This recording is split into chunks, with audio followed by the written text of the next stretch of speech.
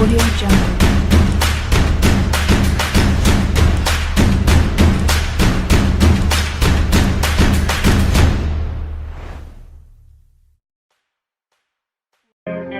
Here's the problem with America, the country is broken, cause they minds stay closed but they mouths stay open. Get attacked and we blame terrorists, go broken, we blame the price, blame racists for the racism, but only if his skin is white. If we don't need guns cause we can call the police, we don't need fire extinguishers, call a fireman please. You didn't want to build a wall and now the border is weak. Your favorite actor has a gate that's like 15 feet. Racism is gay, if you're offended that's retarded. Intolerance is great until you speak and you're a target. If a white man paints his face black he's a racist piece of garbage, but you put him in a dress and he's courageous and he's gorgeous. All these double standards, man, I'm tired of the noise. Freedom's an illusion if they censor your voice. Call a dad a deadbeat for neglecting his boys, but a mom kills a baby and you call it pro-choice. You act like you're so much better than us. Yeah, we know that.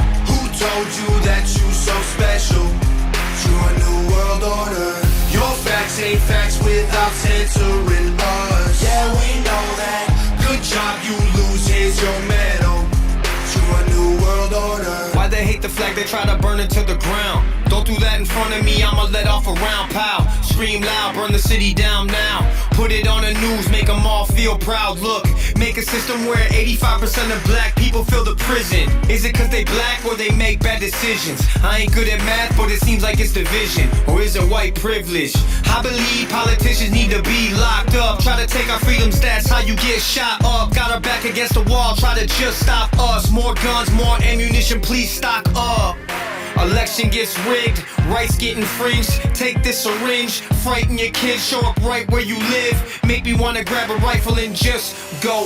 You act like you're so much better than us. Yeah, we know that. Who told you that you so special? To a new world order. Your facts ain't facts without censoring us. Yeah, we know that. Good job, you lose, here's your medal. To a new world order. And everyone blames white folks for every little bitty thing. We don't have no one to blame, we take responsibility. They tell you be a man, then call it toxic masculinity. Then when you act too feminine, they call it white fragility. I don't understand trans man with humility. I'm just trying to raise my kid the best of my ability. If I disagree, you try to cancel, get rid of me. You cancer, you can't be the answer, you killing me. And I hate white supremacy just as much as you, but I ain't feeling guilty for something I didn't do. The system's killing everyone, it sucks but it's true. They kill you then they broadcast it and call it the news. Or they'll brainwash you through social media feeds. And if you disagree, delete you immediately. Make America China pretty easy to see. I will always remember the land of the free. You act like you're so much better than us. Yeah, we know that. Who told you that you so special? To a new world order.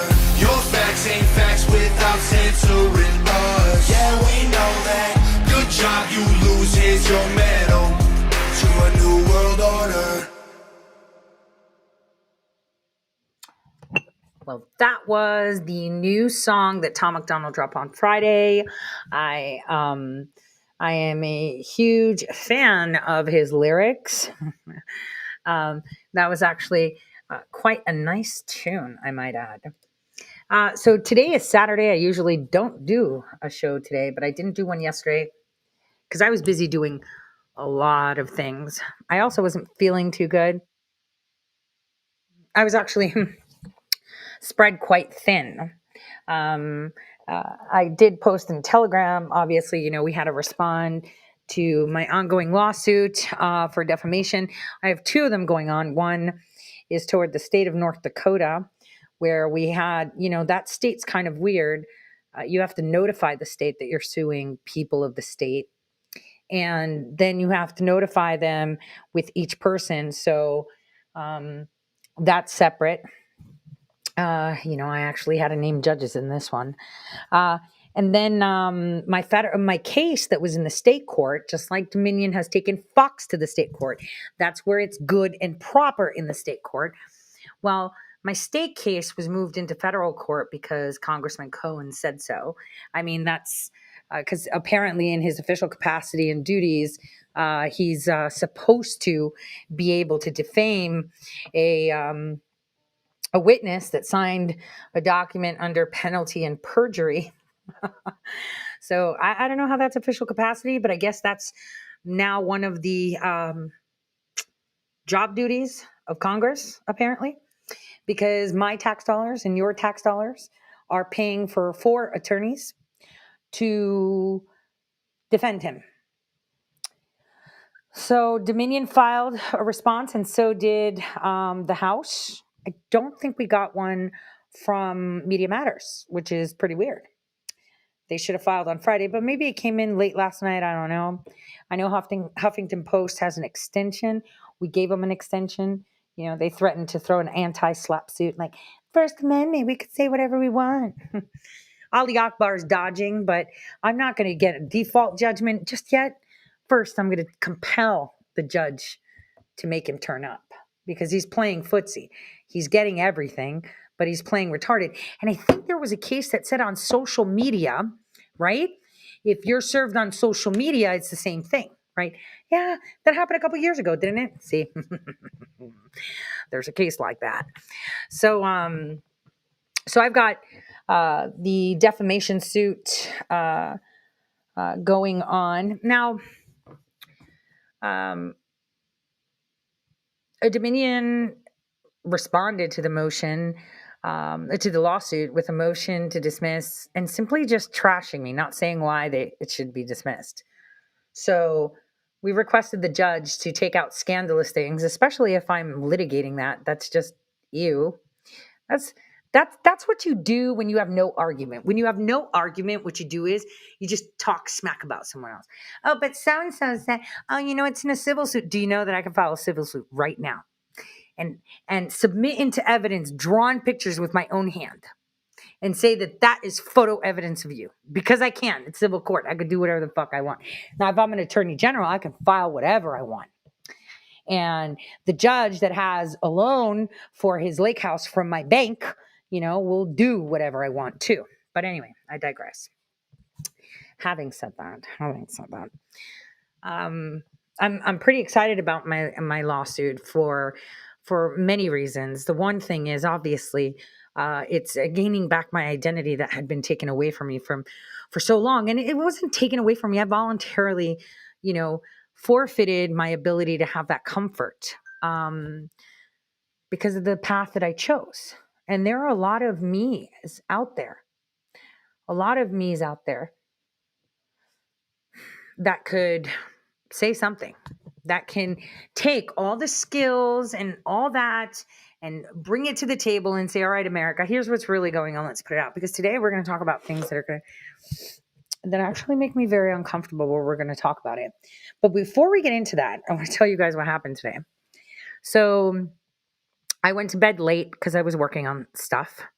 I have like 4 articles that I'm writing right now. And every single time I'm writing it, I'm like, I have to give the whole picture. So when people actually read, because I know people that read my articles actually read, right?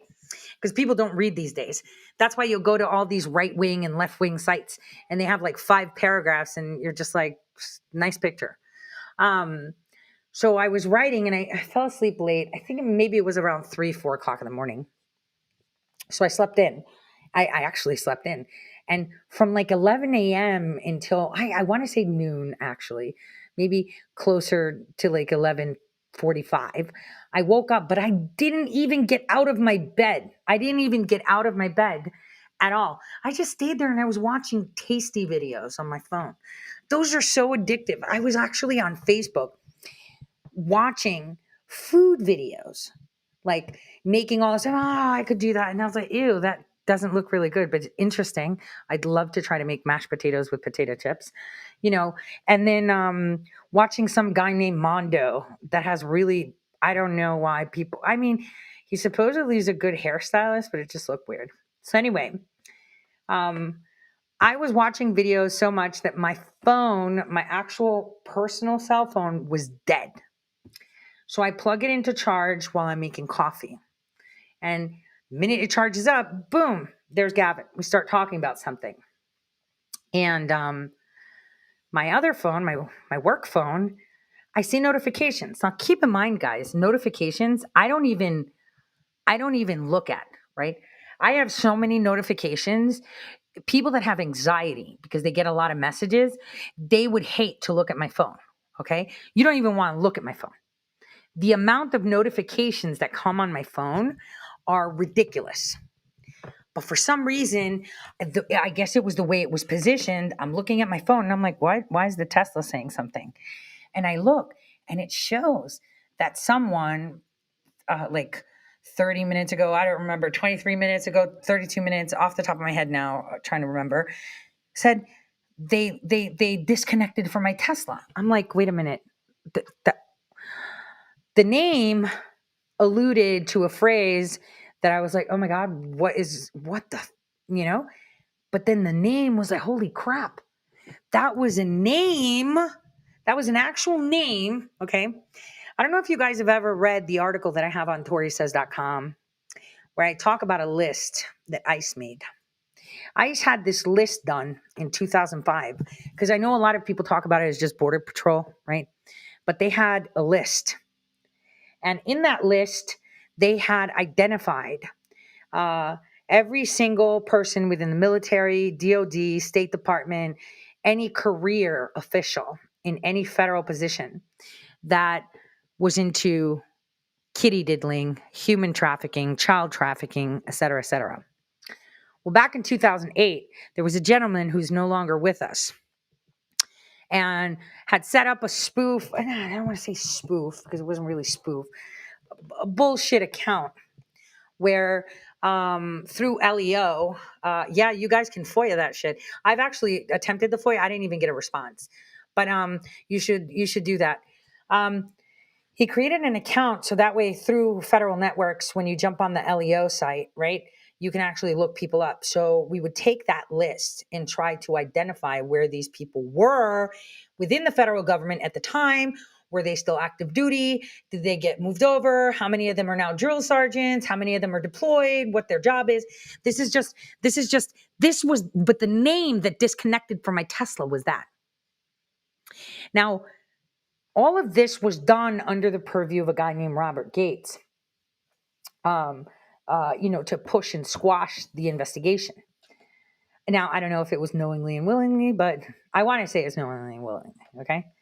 But I don't know. So I can't go straight on that. But Robert Gates, Robert Gates was actually, we put together a subpoena and he's getting that at the William and Mary College this week to provide information that I need for my defamation lawsuit. And so it was really weird that came up on my app as a notification that name disconnected from my Tesla. I'm like, what the hell? That's not the name of my Tesla, because it says, your phone was disconnected from the Tesla. So it meant that 30 minutes beforehand, that someone with that name or a driver with that name had access to my account. So I then, I'm talking with Gavin. I'm like, hey, this is happening. Let me just check my app. So I check my app. It takes a while and it loads, and there's the name of my car, the way I named it, with Nix's little picture in it and everything. And I was like, look, I'm going to hang up. I'm going to call Tesla. So I called Tesla. My gosh. So I was calling and calling and calling. And I had both phones, because on the other one, I was like calling my lawyers, hey, texting, call me on this phone because I'm on the other one, emergency. It's a good thing I had them on the call with me to listen. Suddenly they identified that someone this morning while I was asleep was accessing my vehicle, which is bizarre because it's over, it's almost 30 miles away from me, parked in a garage because I'm not driving it because the sensors are all off, in the car for me, right? Someone may say, well, you can, no, I have a rental, so I'm not going to risk it, right? Until it's fixed, I'm not going to touch it. And I'm not putting myself at risk. And because I had taken it to the Tesla place, there's only one here for her I think it services Pennsylvania, freaking Michigan, and Kentucky too. But the center explained to me why my bumper didn't fall apart. I didn't know that they're steel reinforced because of the battery, right? Hence why it didn't seem so damaged. But I'm getting all the sensors replaced and the whole bumper replaced, da da da. But how is someone accessing my car when no one's driving it and no one is near it? So I call, first they're like looking, we don't see anything. And I'm like, that's funny. I have screenshots. Can I send you stuff? So they send me emails 4 times before I actually get the email to them and the person sees it. I'm going to tell you, out of the 2.5 hours that I was on the phone, about 2 hours were spent. No, an hour and 45 minutes were spent listening to really bad music. I got a lady on the phone who, after putting me on a very long hold, says, we've identified, that your car was accessed. Let me tell you what we're going to do. We're going to change your password. We're going to do this. We're going to do that. I was like, look, I use this on the blockchain. I use that on the blockchain. There's no way someone has access to that. So, and nobody, there's no other drivers added to that car. Phoebe's not a driver. Hera's not a driver. Carlo's not, nobody's a driver on that, just me. So they confirmed that someone had accessed my car in the morning, but she can't give me the details. So I'm like, wait a minute, I have the right to all data. It even says it on the Tesla site about my car. So I want the details. At least give me the location so that way I can start sniffing around my side. I'll probably do a faster job than people, at home, not at work at Tesla on the weekend. She said, no, I can't do that. And I said, no, I have every right to. And I said, okay, that's fine. How's this? Are you telling me that now that I changed my password and, for some reason she could see another driver on my account and I couldn't on the website? So that was really weird. So she asked me if I was using third-party apps. Obviously not. I don't do that. I'm not dumb. She then... she then said, again, I couldn't get anything. I said, I just want to know a general geographic area of where it came to. And she refused. And I said, all right, then get me your supervisor because I want details. She puts me on hold for a very long time, comes back. And I was like, look, I think I have part of that conversation. Hold on. Let me see if I can play it before she puts me on hold again. She kept putting me on hold. Like she wouldn't, and then she wouldn't give me her name. And then a supervisor came and said, you don't need her name. You have mine. So tomorrow I find myself I have to go file a police report, but here it is, the beginning of the call. Hold on. It can cause me harm. And that's exactly what I'm telling you. If you want that information, ma'am, there's 2 things you can do. If you want that information, you can either request it to your account or you can go to service. Now let me go ahead and send you a link. Give me 1 second, please.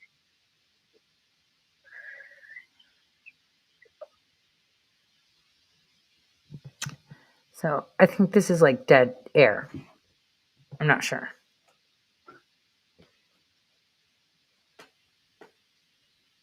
Yeah, it's like super dead air, isn't it? Please hold. Mm-hmm. Okay, and then I got music. And then it just goes on for 18 minutes on music. That was part of the conversation. So it was, and it's not an Indian call center. They're local. She just had, a heavy accent. She didn't give me her name again. I didn't record it from the beginning. I was more flustered because at the same time, I was texting my kids, like, where are you? I wanted to know if they were near the garage. I was like, nobody, like, go there. If you forgot anything in the car, don't touch it. Don't click on it. Don't go near it. Don't use the card to open it because there's like key cards, right? Don't do anything. If you forgot anything in there, Phoebe, forget it, And so for the first, 20 minutes of it, I was kind of just trying to make sure that everyone was away from it and not to touch it. Because Phoebe usually like, oh, I forgot, like I have scrunchies because I have like a ton of scrunchies in the car because I keep losing them. So I I was actually very, very upset. None of them would confirm. I asked them direct questions like, all right, so do you feel that it's safe for me to drive the car since you're not sending your mobile unit to run diagnostics? Because at first they told me you should call your insurance and get it towed to the nearest Tesla service. And I'm like, but you just told me they're closed. She's like, yeah, but they'll leave it there. And I was like, yeah, I was like, no.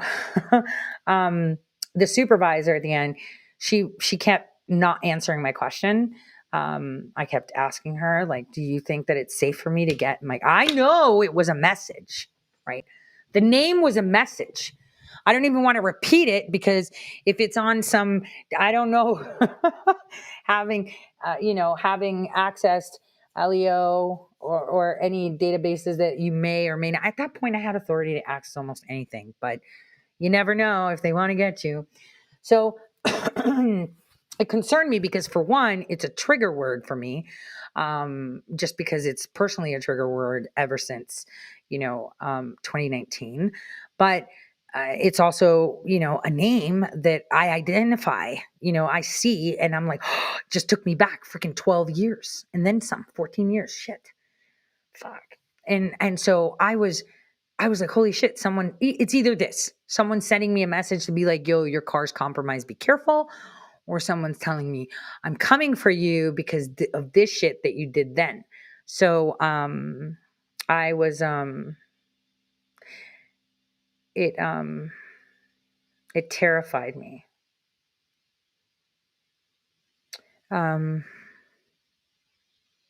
Anyway, they kept skirting the issue. Well, it's your choice if you want to drive the car. I was like, no, I want you to tell me, would you, as your customer, would you advise me that it's safe for me to drive that vehicle? And she wouldn't answer the question. Her answer would be like, well, if you feel, and I'm like, all right, you're not answering the question, right? Well, I can see that you can put it into drive. And I'm like, the last thing I want to do. So I ended the call. I hung up after 2.5 hours. I was like, all right, so what are we waiting for? Good. I'm not getting it towed. Your guys are coming over to the garage and I'm going to watch the bitches run diagnostics because I want to know. So for all of you saying, oh my God, Tesla, it's going to get hacked, it's this, it would be their worst nightmare. Okay. One thing that a lot of people don't understand is I have Ring doorbells, I have Alexas, I've got Google devices, I got a ton of shit. Why? Because people can actually monitor that. There is paper trail on that. So when you're doing shit like me and exposing really, really bad people, the last thing you want is have no eyes on you. Okay? You want everybody and their mother, good and bad, watching. If I don't want to be heard or I don't want to be seen on the internet, I can do that. Okay? I could totally do that. It's very easy to disappear without a digital footprint. But when you're out in the open and you are doing things, you want both good and bad to be paying attention. Because if someone takes me out, which they can't, God's got my back, right? God's got my back. Then there'll be paper trail. There will be paper trail. I would be the worst PR nightmare for Elon. Especially with the paper trail of lawsuits. So I could tell you what, I trust that Tesla has a really good coding team. Elon is a very smart guy. He just needs to train his customer service more.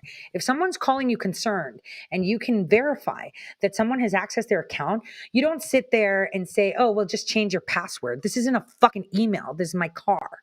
Right? They could be remotely, controlled. He needs to train both the supervisor and the customer service person who was definitely reading a script. So, he prides himself on being the safest car. It is the safest car. If I was hit the way I was hit with any other car, my bags would have deployed. I would have hurt myself a lot more than I was. And I know a lot of people are like, I don't see any damage. Well, there was. It's just steel reinforced. They don't do that shit anymore with cars. They're all made of plastic now. And even though Tesla has plastic, there's a ton of electronics that are attached to a steel bumper. So the I just saw a comment fly by saying Tesla rerouted my call to bang bang bang bang.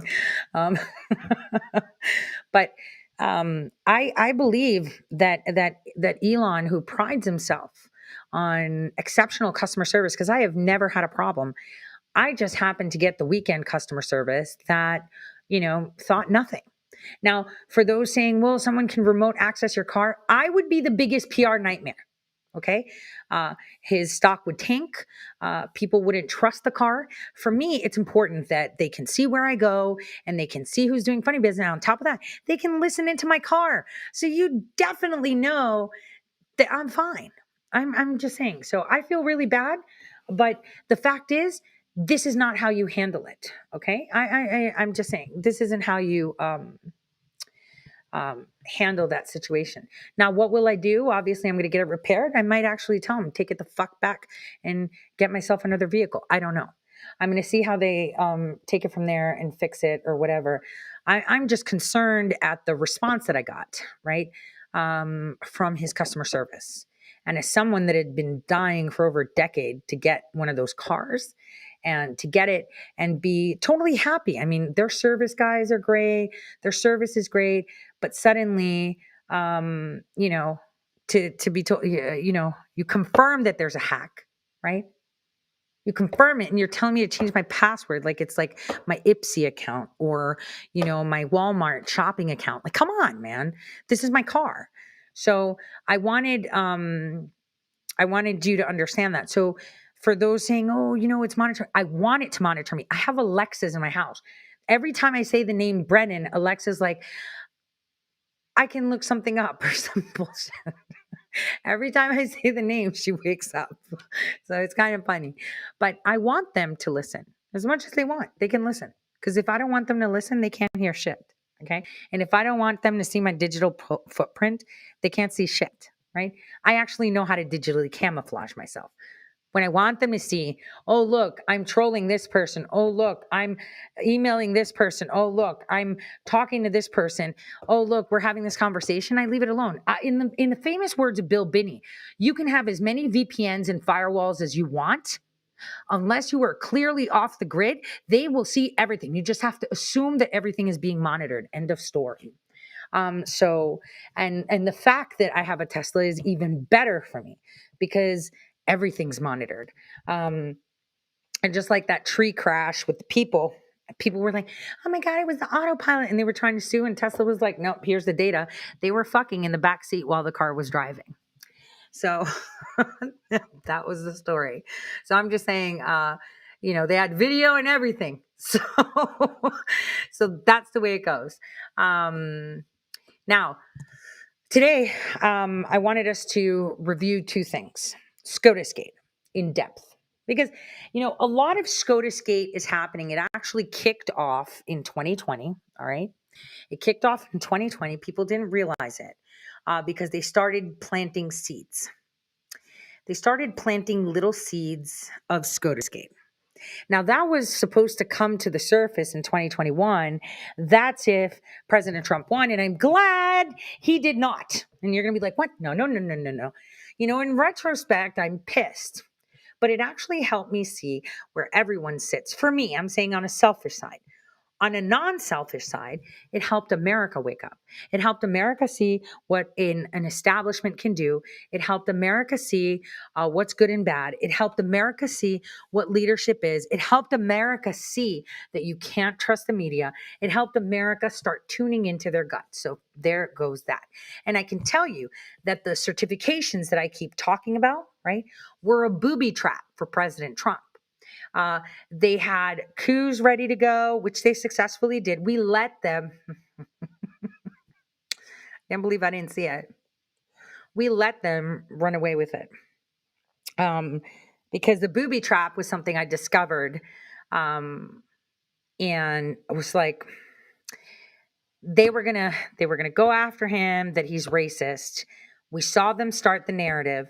The whole media was pushing it, right? But blacks can't read cards. Blacks can't do anything. Blacks are too dumb to this, right? They were constantly putting out such racist comments. Remember that crazy video with the guy pretending he was a Neanderthal, poking at a laptop? That's how dumb they made people think, right? People are. And they tried to make it racist, right? The whole voting ID, racist. But then they would have said, if you want, that the machines were decertified. And this is and this is where it comes down to it. Yet they did try to steal it. They knew that he was going to put mitigation, and the mitigation ceased at some point. And when I saw the mitigation cease, I was kind of like, what's going on here? Because I knew they were going to steal it in July. But then I kind of said, all right, I'm just going to sit and watch for a bit. And then I got angry because I thought it was XYZ person flanking the president. And then I realized, nope, they're out of the loop too. It's all good. So now I see it because I saw the first inclination of resurrecting SCOTUSgate today. But before we go into that, we're going to talk about election lies, because they're already starting SCOTUSgate, because guess who's coming? Yeah. The lawsuit's coming. It took a while to get it into place. It took a while for God to bring the right attorney, the right venue. It had to be in Chattanooga. That's where it all started. So, it had to go that way. So we're going to listen to a little bit of CNN.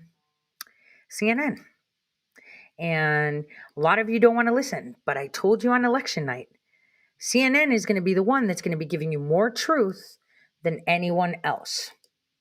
And even if it's not truth, it's not true, but they're going to give you, how's this? You have to take it with a grain of salt, but they will tell you exactly what they're doing. This is where you see their playbook. So let's go. There was a very consequential vote this week in the U.S. Senate. Republicans, along with two Democrats, Joe Manchin and Kyrsten Sinema, blocked the John Lewis Voting Rights Act. That bill would have updated the 1965 Voting Rights Act that was gutted by the Supreme Court and would have expanded election access across the country to counter some 33 new laws in 19 Republican-led states, laws that are designed, a lot of voting experts say, to suppress minority votes. After the John Lewis Voting Rights Act was defeated, Sinema shook hands with Republican senators. Before the vote, Senate Republican leader Mitch McConnell told reporters minority voters had nothing to fear with all of these new restrictions cropping up across the country.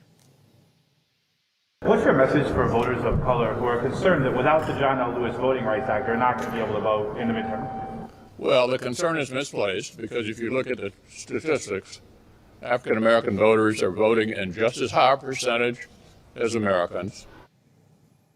Now, McConnell has said since all of this that he misspoke there, but that did not convince the countless citizens on social media who started the hashtag #MitchPlease and posted pictures with the message, "We are Americans." Perhaps many people remember what McConnell and other GOP leaders said back in 2006, not that long ago, when every Republican in the Senate voted to reauthorize the Voting Rights Act, and it passed at that time 98-0. One of my favorite sayings that many of us use from time to time is, if it ain't broke, don't fix it. And this is a good piece of legislation that has served an important purpose over many, many years. And this landmark piece of legislation will continue to make a difference, not only in the South, but for all of America and for all of us, whether we're African Americans or not. I hope 25 years from now, it can be said that there will be no need for the Voting Rights Act because things have changed for the better. It would be nice if there were no need for a Voting Rights Act, as 2006 Senator Lindsey Graham just said. But consider what's been taking place in these Republican state houses. For starters, the new voting restrictions passed in those 19 GOP-led states have been predicated on the big lie that the election was rigged. It wasn't. We all know that now.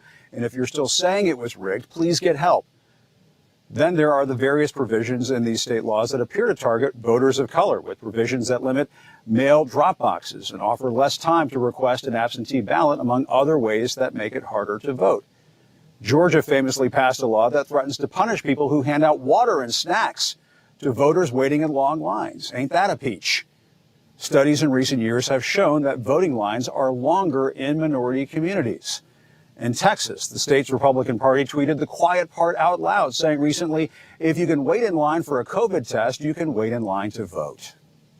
Then there are the more recent developments in places like Florida, where Governor Ron DeSantis is proposing an election police force. To ensure that elections are conducted in accordance with the rule of law, I've proposed an election integrity unit whose sole focus will be the enforcement of Florida's election laws. This will facilitate the faithful enforcement of election laws and will provide Floridians with the confidence that their vote will matter. Which is wild because DeSantis was bragging right after the 2020 election that Florida was a model for the nation when it comes to running elections. People are actually looking at Florida and asking the question, why can't these states be more like Florida? Why can't these states be more like Florida, he asked. Well, Georgia Republican candidate for governor David Perdue wants to be more like DeSantis.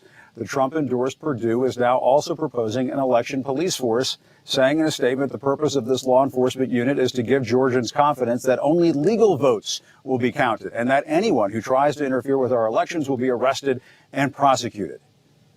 But we have not gotten to the most egregious part yet, and that's the ongoing efforts to place the most Trumpy election truther Republicans in key Secretary of State positions across the country. Yes, the same positions that preside over our elections. We're talking about people like Mark Finchem, who is the Trump-backed GOP candidate for Secretary of State in Arizona. Finchem, CNN has reported, has supported QAnon conspiracy theories. I look forward to the day that we set aside an irredeemably flawed election. That's the election of 2020. With all the evidence we have, the Arizona election should be decertified by the legislature. Donald Trump, who looks like he's running for president or pretending to run for president, honestly, what's the difference? Sounds pretty interested in who will be counting the votes next time around. We have to be a lot sharper the next time when it comes to counting the vote.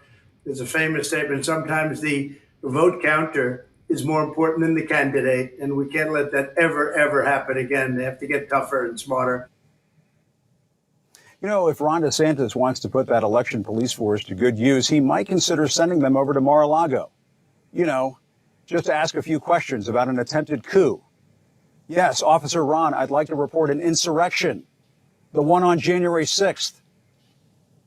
But all of this is why the various investigations into Trump's actions leading up to and during the January 6th attack on the Capitol are so monumentally important right now.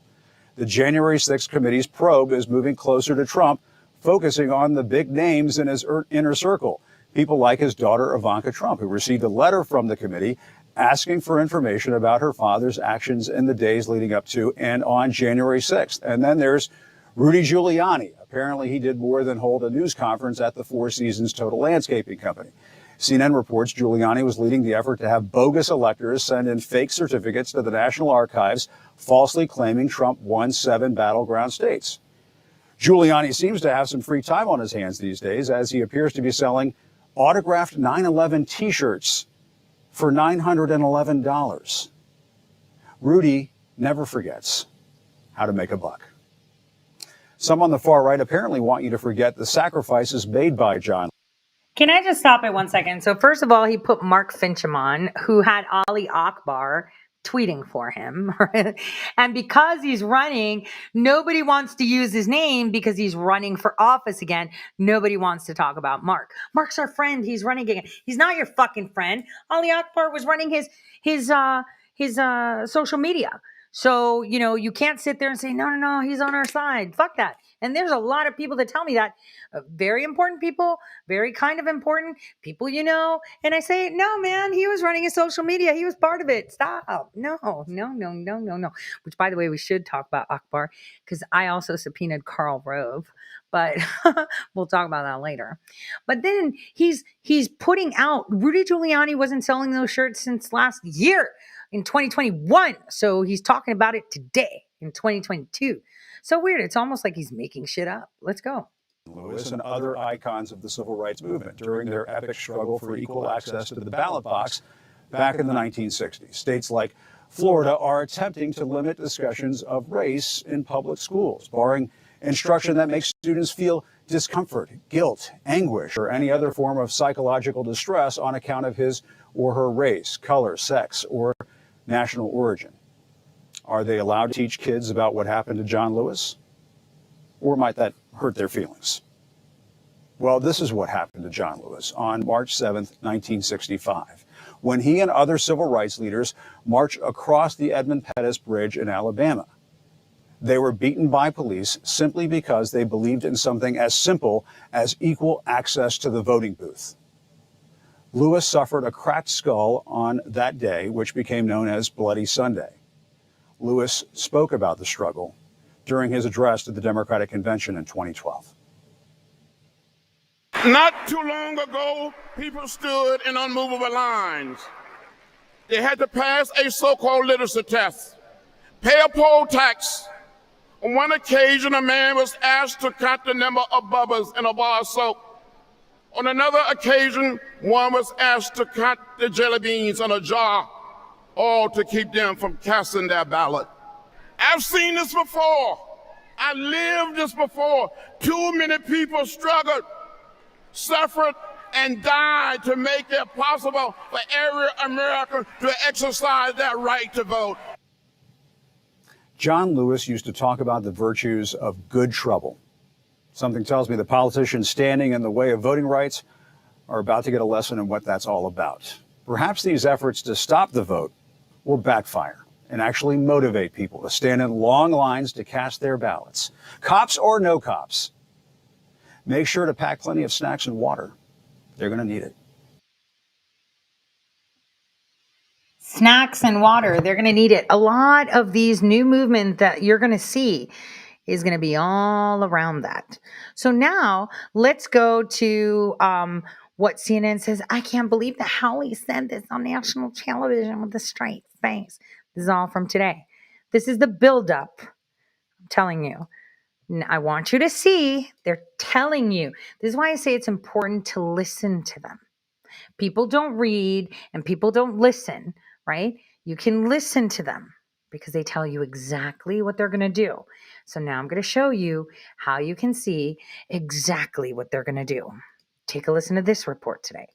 Senator Josh Hawley, the first senator to announce that he would be objecting to the results of the fair and secure 2020 presidential election, went on national television and said this with a straight face about Joe Biden. Fair and secure. She said that shit with the straight face. He's already making excuses for why he's going to lose in November. And Pete, that's what this is all about. Democrats don't accept elections that they don't win. Oh, irony, but more on that in a moment. First, an explanation of how Missouri's junior senator came to make this comment. He was... Okay, so she just... he said that with a straight face. It's like, bitch, you just said with a straight face that it was a fair and safe and secure election. Like, come on. Like, oh my God, where do they find these people? All right, let's just see. Now we're going to get to the history, to the bottom of why he says this. Wait. Criticizing President Biden for saying this Wednesday.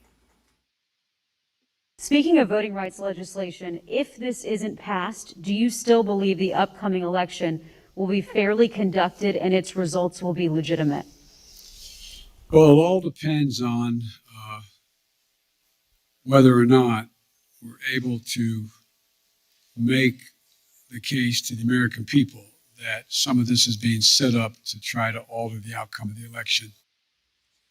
The correct answer from a president, especially one whose predecessor undermines the legitimacy of elections more than he plays golf, is yes, I expect the upcoming election to be fair and legitimate, but Biden shanked the ball big time. White House Press Secretary Jen Psaki tried to quickly clean up the mess. He is not questioning the legitimacy of the 2022 elections, but it is also his responsibility, and the vice president's too, to be very candid and clear-eyed and communicate with the American people about what is at risk. So now to the irony of Josh Hawley even touching this issue of the legitimacy of elections. Flashback to early January 2021 as Hawley anticipated his shining moment on C-SPAN, where he would object to the results of a fair and secure election as he pushed the big lie. I just want to pin you down on what you're trying to do. You know, are you trying to say that as of January 20th, that President Trump will be president? Well, Brett, that depends on what happens on Wednesday. On Wednesday, January 6th, that's the day that he was talking about. The day that Trump supporters surrounded the Capitol as Congress, including Hawley, gathered to certify the election results. The junior senator from Missouri made sure to pay them a visit outside, his clenched fist held high to show solidarity with those who would soon storm the Capitol as Hawley and his colleagues fled the Senate chamber. Hawley's campaign, by the way, fired off a fundraising plea as the ransacking began because he saw opportunity, his words, in the day. My view is that this is my opportunity to stand up and say something. 4 people died that day for Trump supporters. 140 police officers injured that day defending the Capitol. 5 died in the wake of the attack, including by suicide. But even after the attack, Hawley went ahead with his C-SPAN moment. This is the place where those objections are to be heard and dealt with, debated, and finally resolved. In this lawful means, peacefully, without violence, without attacks, without bullets. And so, Mr. President, let me just say now briefly, in lieu of speaking about it later, a word about Pennsylvania. Objecting still to the outcome of a fair and secure election, even after the attack. Later, when given the chance to join his colleagues in honoring the service of the Capitol Police and the D.C. Police, hard pass from Josh Hawley, who takes issue with calling the people who stormed the Capitol violent insurrectionists. Instead, he dined out at CPAC on his role undermining the election. On January the 6th, I objected during the Electoral College certification. Maybe you heard about it. I did. Sounds like a Tinder profile, doesn't it? Enjoys short walks outside the Capitol, making money off of attacks on democracy, looking for a partner who also likes to rewrite history. I never said that the goal was to overturn the election. That was never the point, and it was never possible. I was very clear from the beginning that I was never attempting to overturn the objection. The election. Okay. The problem for Hawley? It's all on tape. Let's play one of Hawley's greatest hits again. I just want to pin you down on what you're trying to do. You know, are you trying to say that as of January 20th, that President Trump will be president? Well, Brett, that depends on what happens on Wednesday. As Hawley did this week, he likes to say Democrats did the exact same thing that he did, objecting to election results. It happened in 2000, it happened in 2004, it happened in 2016. Yes, he's right. Now it's going to be 2022.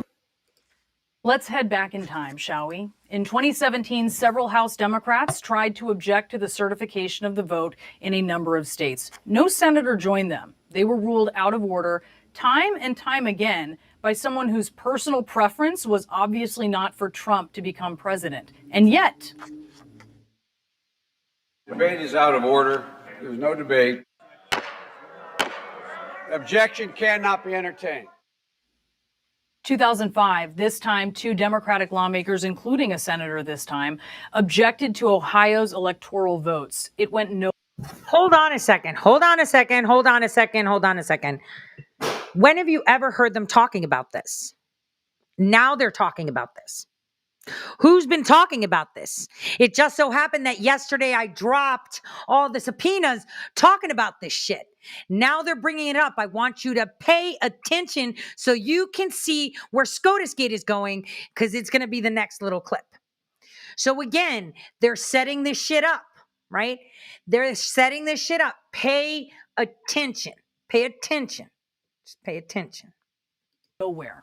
And then all the way back in 2001, when a dozen members of the Congressional Black Caucus, as well as some other House Democrats, objected to the certification of Florida electoral votes, they were silenced by the Democrat who had lost that election.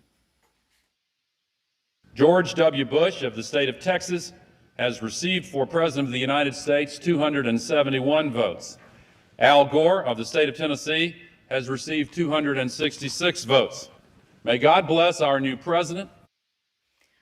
There's a reason those objections made news at the time. They were unusual, controversial. There's also a reason you probably don't remember those objections happening, and that's because what Hawley and his pals did is different, more than a symbolic protest. They objected to the certification of electoral votes after an attack on the Capitol, and at the same time that the sitting president was refusing to concede. After the 2000 election, Bill Clinton welcomed the Bushes for the perfunctory visit that a president-elect makes to the White House. After 2016, the Obamas welcomed the Trumps for that perfunctory visit. After the 2020 election, nada, right? There's no video because it didn't happen. In fact, in 2020, the sitting president and his allies were concocting a far-fetched but earnest plan to overturn the presidential election, laid out on paper in the Eastman memo. The plan was simply this. We had over 100 congressmen and senators on Capitol Hill ready to implement the sweep. The sweep was simply that. We were going to challenge the results of the election in the 6 battleground states. And then President Trump had been working the phones to urge state officials to just pull votes out of thin air. I just want to find 11,780 votes, which is one more than we have. His resistance to reality championed by Hawley and many others in the Republican Party. Trump has not lost. Do not concede, Mr. President. Fight hard. At this point, we do not know. But we did know. Ted Cruz knew, Lindsey Graham knew, and so did Josh Hawley. He's a lawyer, did you know? Yale Law School, clerked for the Chief Justice of the Supreme Court. He is one smart Missouri cookie, betting on his supporters, buying his lies. Does anybody know which Supreme Court justice he clerked for? Does anybody know? Do you guys know? Before we go to the next clip. Guys, I have Patrick Berge blowing me up. Who's going to sue Patrick Berge for defrauding them? Because he's freaking out right now. I mean, he did it to himself, but he's freaking out right now and he's blowing up my phone and it's driving me insane. And I don't want to turn it off because I have to speak with my kids. Who's suing him for stealing money, coming to New York to work, but not working and raising money? I think like I said to the person that came to me, I gave them everything I had, receipts for what, we did. We know Berge didn't work. We know Berge left, and we know he was still fundraising after he left, saying that he was helping people. So, I know that you guys are pissed off, but he's blowing up my phone now like an insane person. Just pray for him, please. Please. So don't mind the tinging. See? Ting, ting, ting, ting. I can't even block him. Damn it. Yeah. Okay, let's see. Can't even get him off. All right, there we go. Here we go. Now, did anybody find out who he clerked for?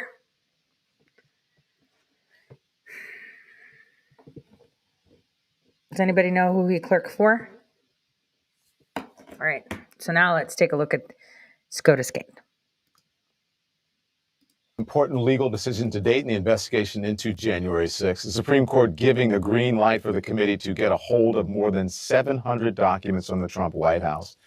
The only justice to publicly dissent to that was Justice Clarence Thomas. And today, a new and blistering report in The New Yorker. It highlights how his wife, Virginia Ginny Thomas, has become a growing issue for the court. And I quote from it. It says, her political activism has caused controversy for years. For the most part, it has been dismissed as the harmless action of an independent spouse. But now the court appears likely to secure victories for her allies in a number of highly polarizing cases on abortion, affirmative action, gun rights. The author, Jane Mayer, joins me now. She is the chief Washington correspondent for The New Yorker. Jane, this piece is fascinating. And I was just saying, she's been doing this for years, but now there may be some consequences for it.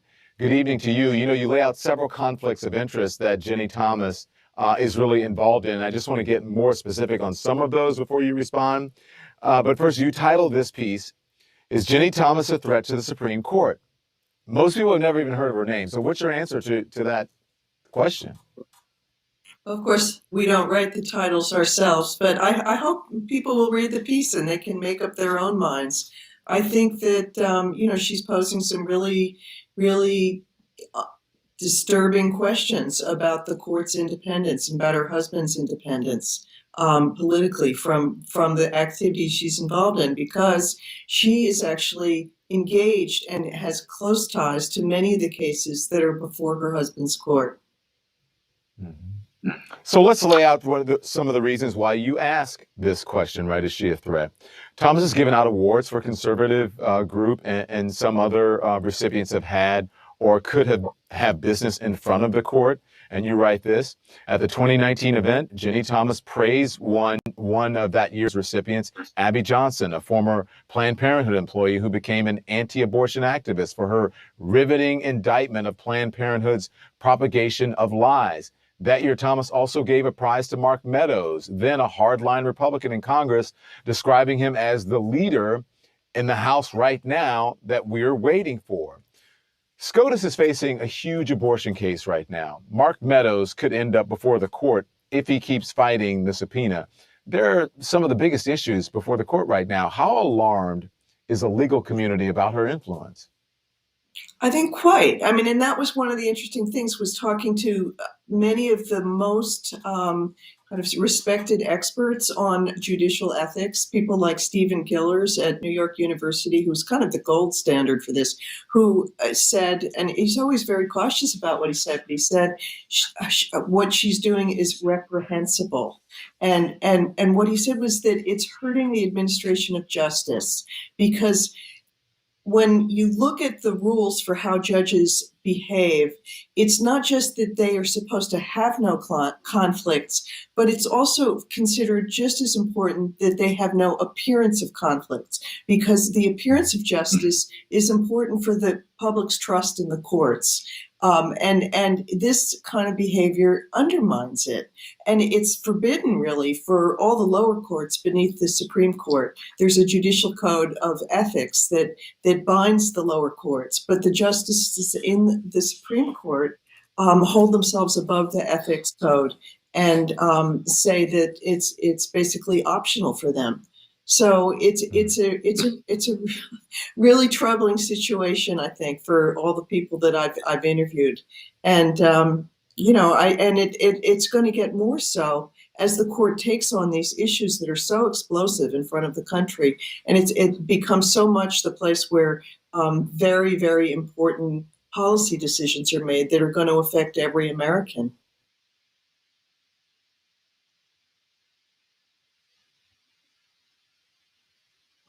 That was a nice pregnant pause.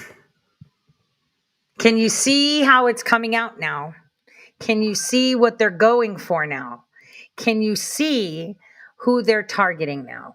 See, this is how they work. They will put it, just little droplets of it. They will kind of start the conversation, right?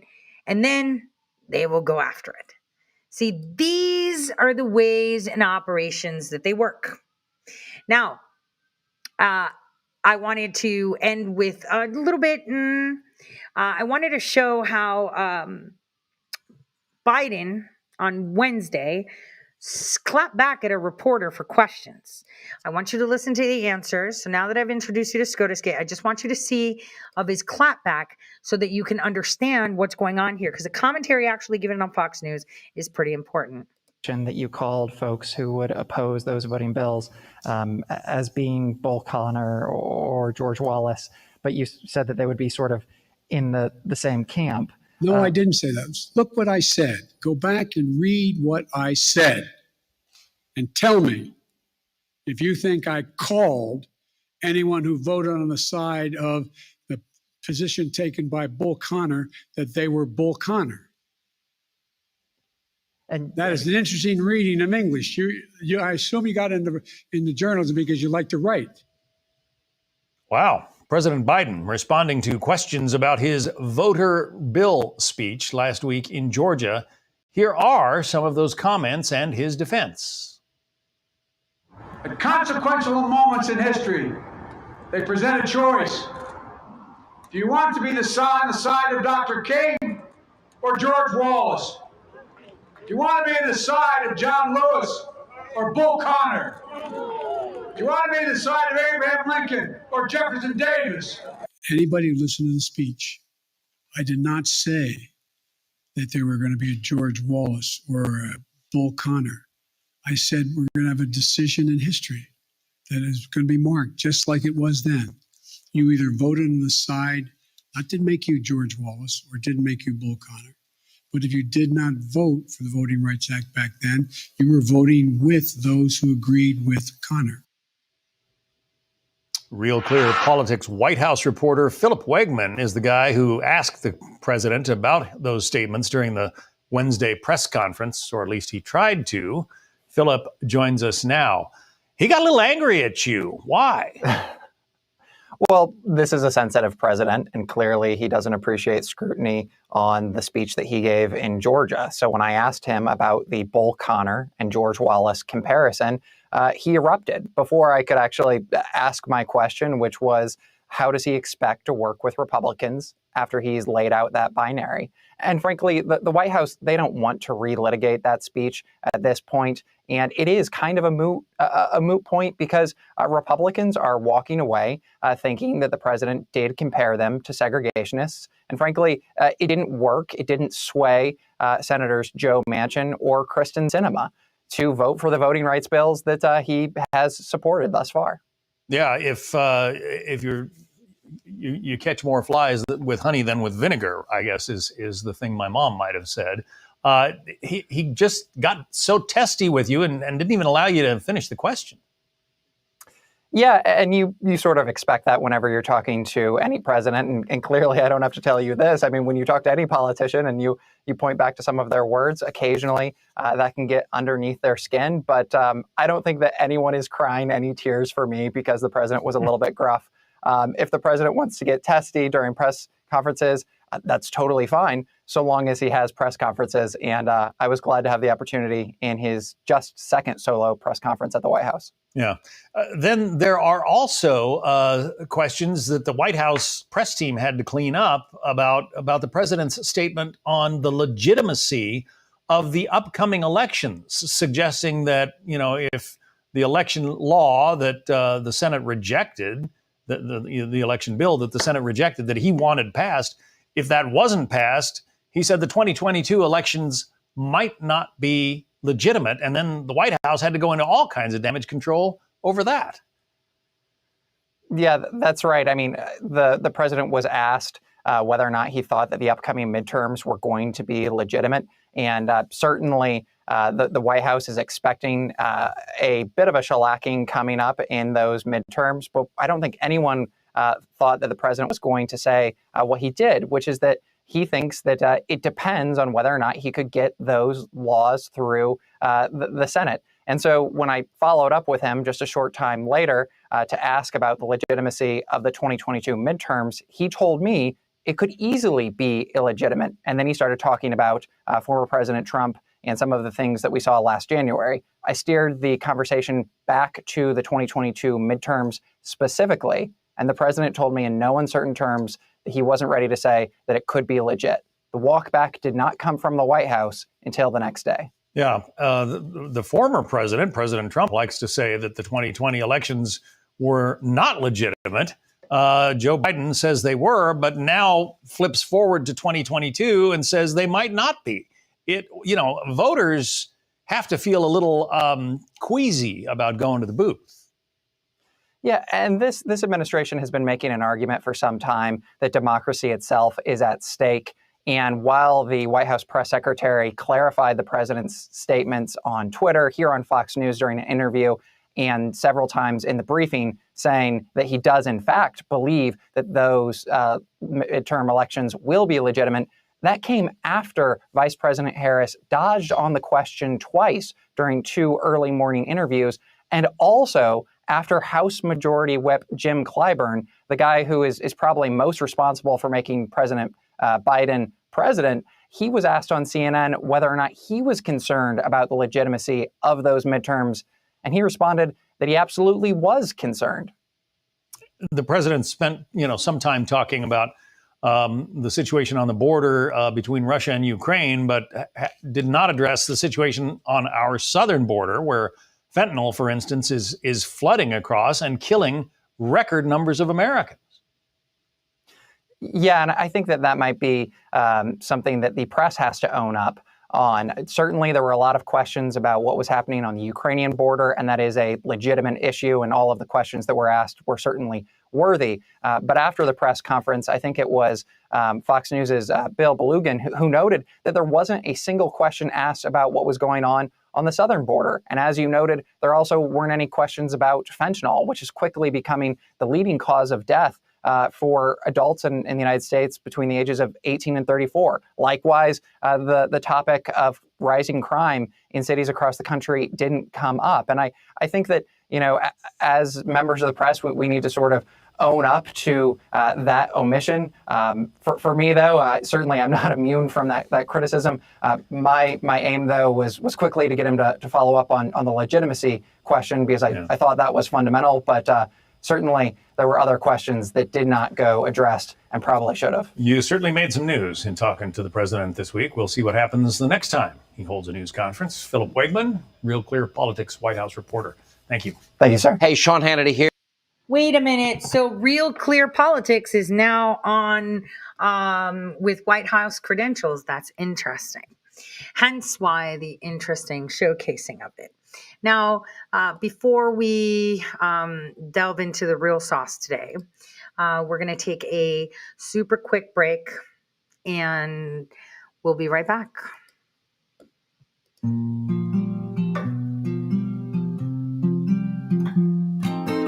I don't want to set the world on fire. I just want to start a flame in your heart. In my heart, I have but one desire, and that one is you. No other will do. I've lost all ambition for worldly acclaim. I just wanna be the one you love. And with your admission, you'd feel the same. I'll have reached the goal I'm dreaming of. Believe me, I don't want to set the world on fire. I just wanna start a flame in your heart. I've lost all ambition for worldly acclaim. I just wanna be the one you love. And with your admission, you'd feel the same. I'll have reached the goal I'm dreaming of. Believe me, I don't want to set the world on fire. I just wanna start a flame in your heart.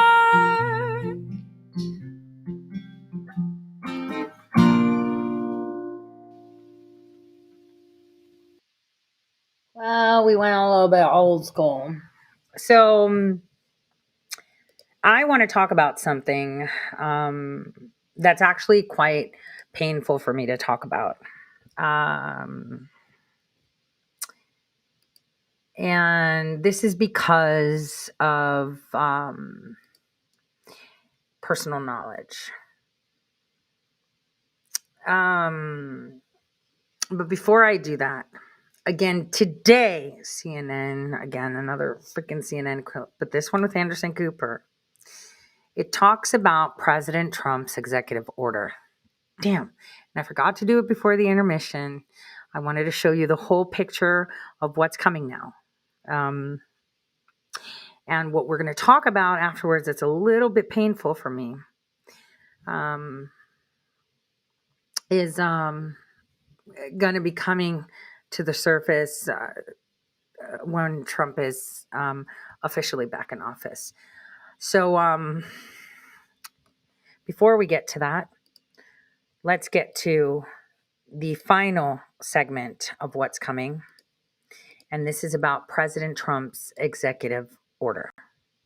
December of 2020 to this. The former president ordering the military to seize voting machines, empowering the Defense Department to decide, along with the president's own director of national intelligence, whether the election he just lost was fair or not. Also directing the Justice Department to name a special counsel to oversee this effort, including the prosecution of potential election-related crimes, which his outgoing attorney general, as you may remember, had just said were inconsequential, if not non-existent. And the timetable for all this would have kept the former president in the White House for weeks beyond the end of his term in office. Now, those chilling items, all the stuff of coups in autocratic countries, are contained in a draft executive order which was obtained by Politico and appears to be part of the massive batch of documents now in the hands of the House Select Committee on January 6. The committee says it now has all the White House records that the former president tried in court to keep secret. According to a court filing by the National Archives, which handed them over last evening, they also include, among other items, working papers from then Chief of Staff Mark Meadows, who the press secretary as well, and a White House lawyer who had notes and memos about the former president's effort to undermine the election. But it is this draft executive order which Politico published, which is so potentially telling, in part because the date, which was December 16th, fits pretty neatly into a series of related events that we watched play out at the time.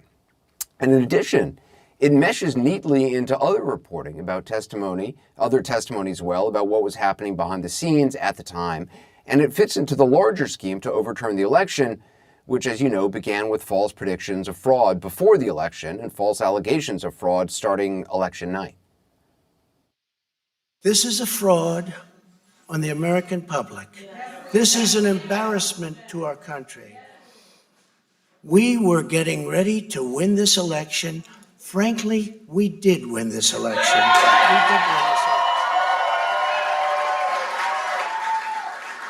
So our goal now is to ensure the integrity for the good of this nation. This is a very big moment.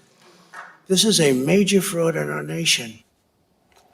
And so it began. Just a few days later, November 9th, we saw him put his words into action. The headline, Barr clears Justice Department to investigate alleged voting irregularities as Trump makes unfounded fraud claims.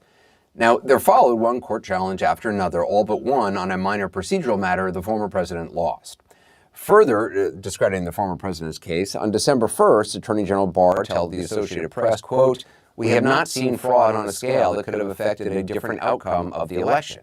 Now, on December 14th, Barr resigns to be replaced by an acting attorney general, whom the former president ended up scheming to replace because he too would not cooperate with plans to use the Justice Department to question election results. Now, the draft, just obtained by Politico, is dated December 16th. The title, Presidential Findings to Preserve, Collect, and Analyze National Security Information.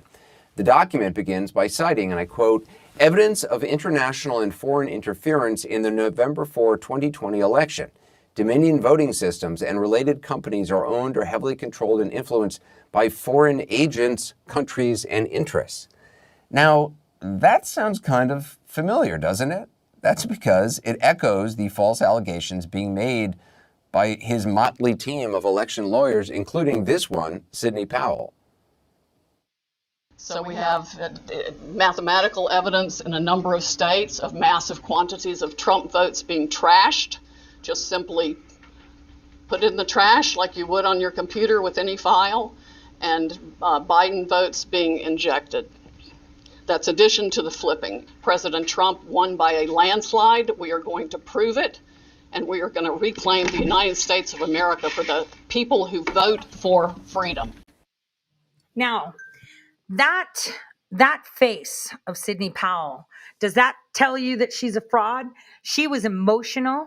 She knew exactly what was going on, right? She knew exactly what was going on, and she was very upset, okay? Everybody knew what was going on, right? Everybody knew. And there were a lot of snakes there. They went into everybody. She is a patriot. She loves her country. People make mistakes. You trust the wrong people, right? People get told the wrong things by other people all the time. I mean, at the end of the day, why don't you just see it yourself?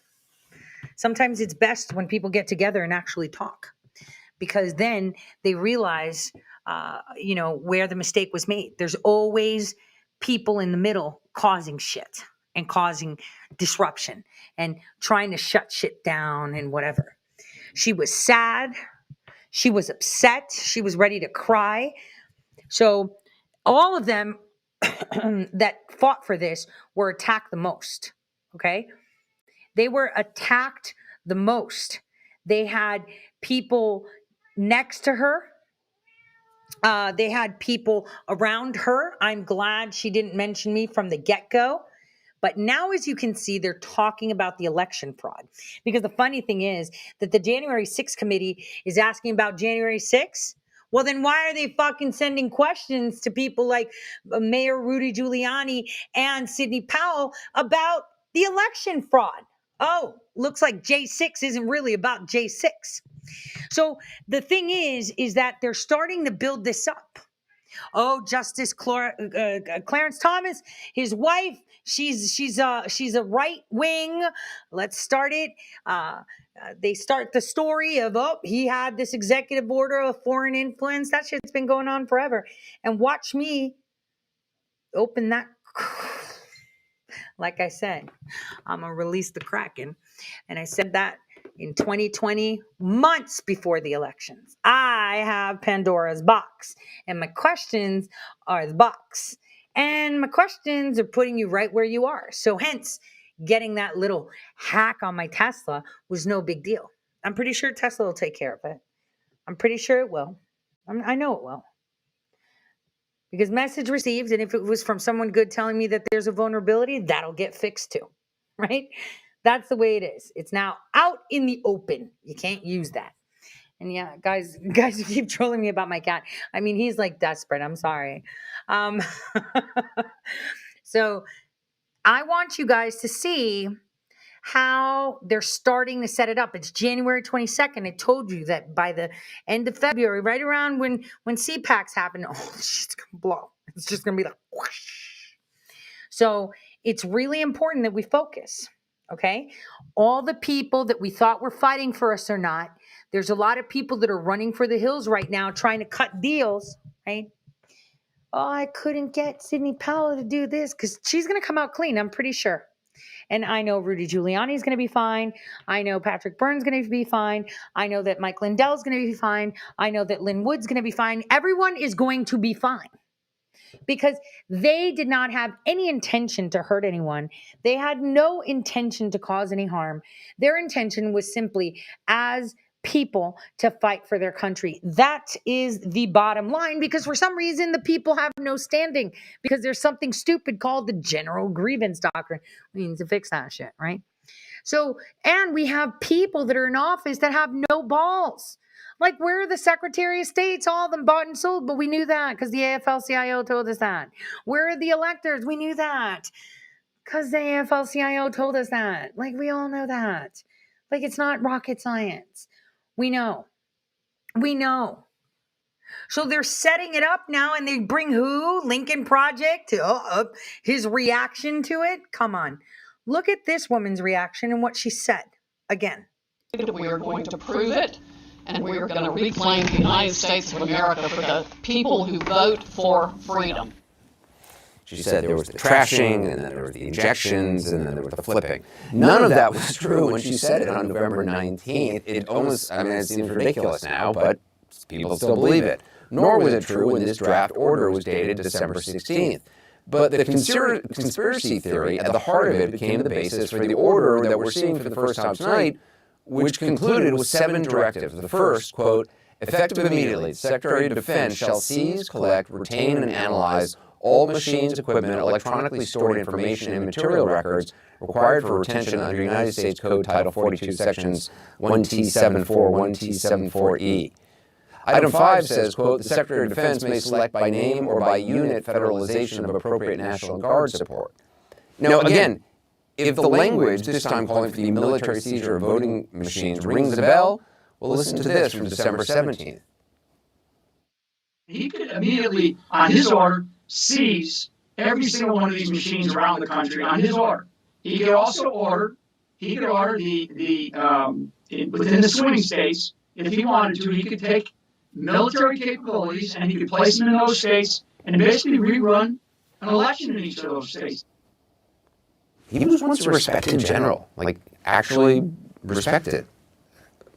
A day later, he met with the former president reportedly to discuss this, which happens to be the guts of the draft order. Now, with him, Sidney Powell and a businessman named Patrick Byrne, who blogged about the meeting, quoting him now, I spoke up again, Mr. President. I think you should appoint Sidney Powell your special counsel on these election matters and make General Flynn your field marshal over the whole effort. Can you imagine that? Wow. Sidney Powell, special counsel, General Flynn, field marshal. He would probably get to wear a uniform that he could design himself or maybe his son. Back to the draft order, item 7 calls for, quote, the appointment of a special counsel to oversee this operation and institute all criminal and civil proceedings as appropriate based on the evidence collected and provided all resources necessary to carry out her duties consistent with federal laws and the Constitution.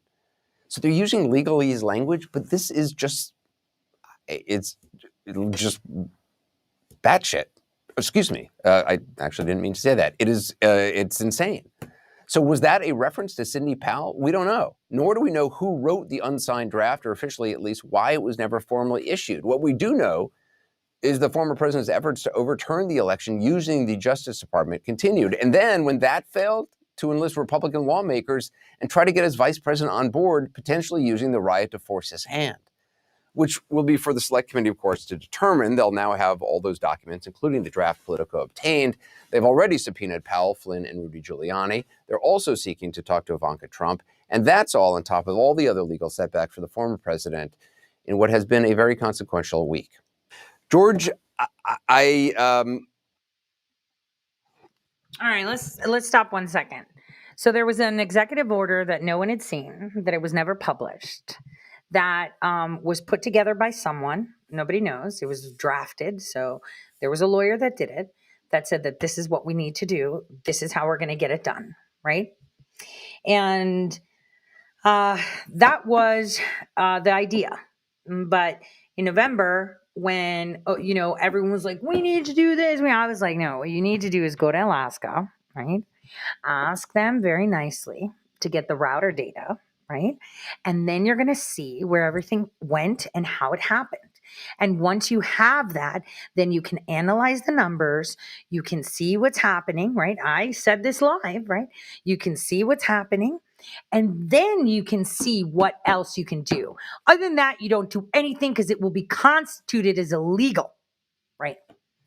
Because it will be seen as illegal or an authority grab. Because when you have leftists out there, right, and globalists, that would look as a grab attack. I mean, yes, this is something, and this is how it would be seen. So all you have to do is say, all right, I, as the president, am authorizing you to take those in the uncontested state and look at the router data and analyze it right now while it's stuck. And from there, I'll make my assessment, which is reasonable. Nobody can say he went and confiscated shit, right? He would have military. There would be 1 million people, 1 million cameras, everybody watching, and that's it. But instead, someone decided to take it a step further. And what Anderson Cooper is saying is correct. So what happened is people hijacked this nice movement to turn it into something like a riot so they can force President Trump's hand to do it. But President Trump didn't bite. He had his amazing attorney, Mayor Rudy Giuliani, saying, no, No, that's not what you do. Even if they did all this shit, this is not something you do. And that's the way it is. So the question is, who were the ones, like, that are friends with people like George Conway? Like, why would you even put him on there? Like, that's embarrassing. Anderson Cooper, especially the fluff stash you have too. So weird. I always thought he was just hairless. It just looks really weird when you see him on camera up close with the little hairs on his mustache. Anyway, so the question is, we have this amazing Patriot Day, which you could smell from a mile away was going to be horrible. I expected a bloodbath, so I'm glad it wasn't. I knew that they were storming something. I knew from the calls from the domestic terror cells that we have, where they're training the youth, that they were going to be entering government buildings. I didn't know which one, and I was trying to figure out who was funding to escalate it, right? To escalate it, because the one thing is, it's nice, it's peaceful. I mean, that gives you more of a base, right? To say, yeah, it's nice and peaceful. The people are requesting this. We need to do it. Pelosi and Mike Pence actually worked together. So they knew that on the day that they were going to be counting the votes or whatever before that, on January 6th, they knew on January 5th in the evening that there was going to be filing done for a lawsuit on that day. And a lawsuit was being filed in the Supreme Court in an emergency. Pelosi knew, and she and Pence knew. And if you actually go back and see the interaction between Pelosi and Pence, you'll see that they communicated together, like, all right, let's go forward with this shit. And they dropped the ball. They let it happen. And this is why they went back at night, to get shit done. They knew it. So a lot of rumors were planted afterwards. I mean, I remember I was actually told while my room was being tossed up that Gina Haspel was shot. And I was like, there's no way she's playing for the people. She's one of the worst people when it comes to torture. And we'll talk about that after this segment here. There's always room for redemption, but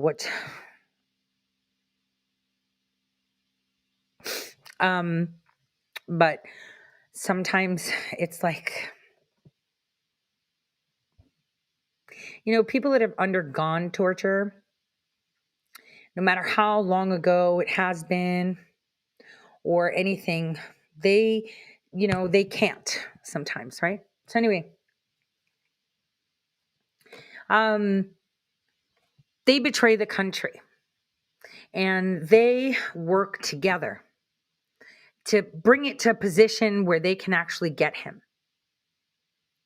Everything they threw at him, they lost. He built this nation. He was taking power back to the U.S., even though the U.S. had forfeited. Obama was the one that was selling the U.S. to China in 2011. He said, China, we're open. Start buying our property. So again, these people are sick. I bleated out an expletive, which I didn't mean to do, because I don't know why this particular memo, this particular draft so stuns me after all the mishegas we have seen. I read your reaction on Twitter to the draft of an executive order, which was, quote, I can't even. I'm going to try to ask you and to... words can't. I know.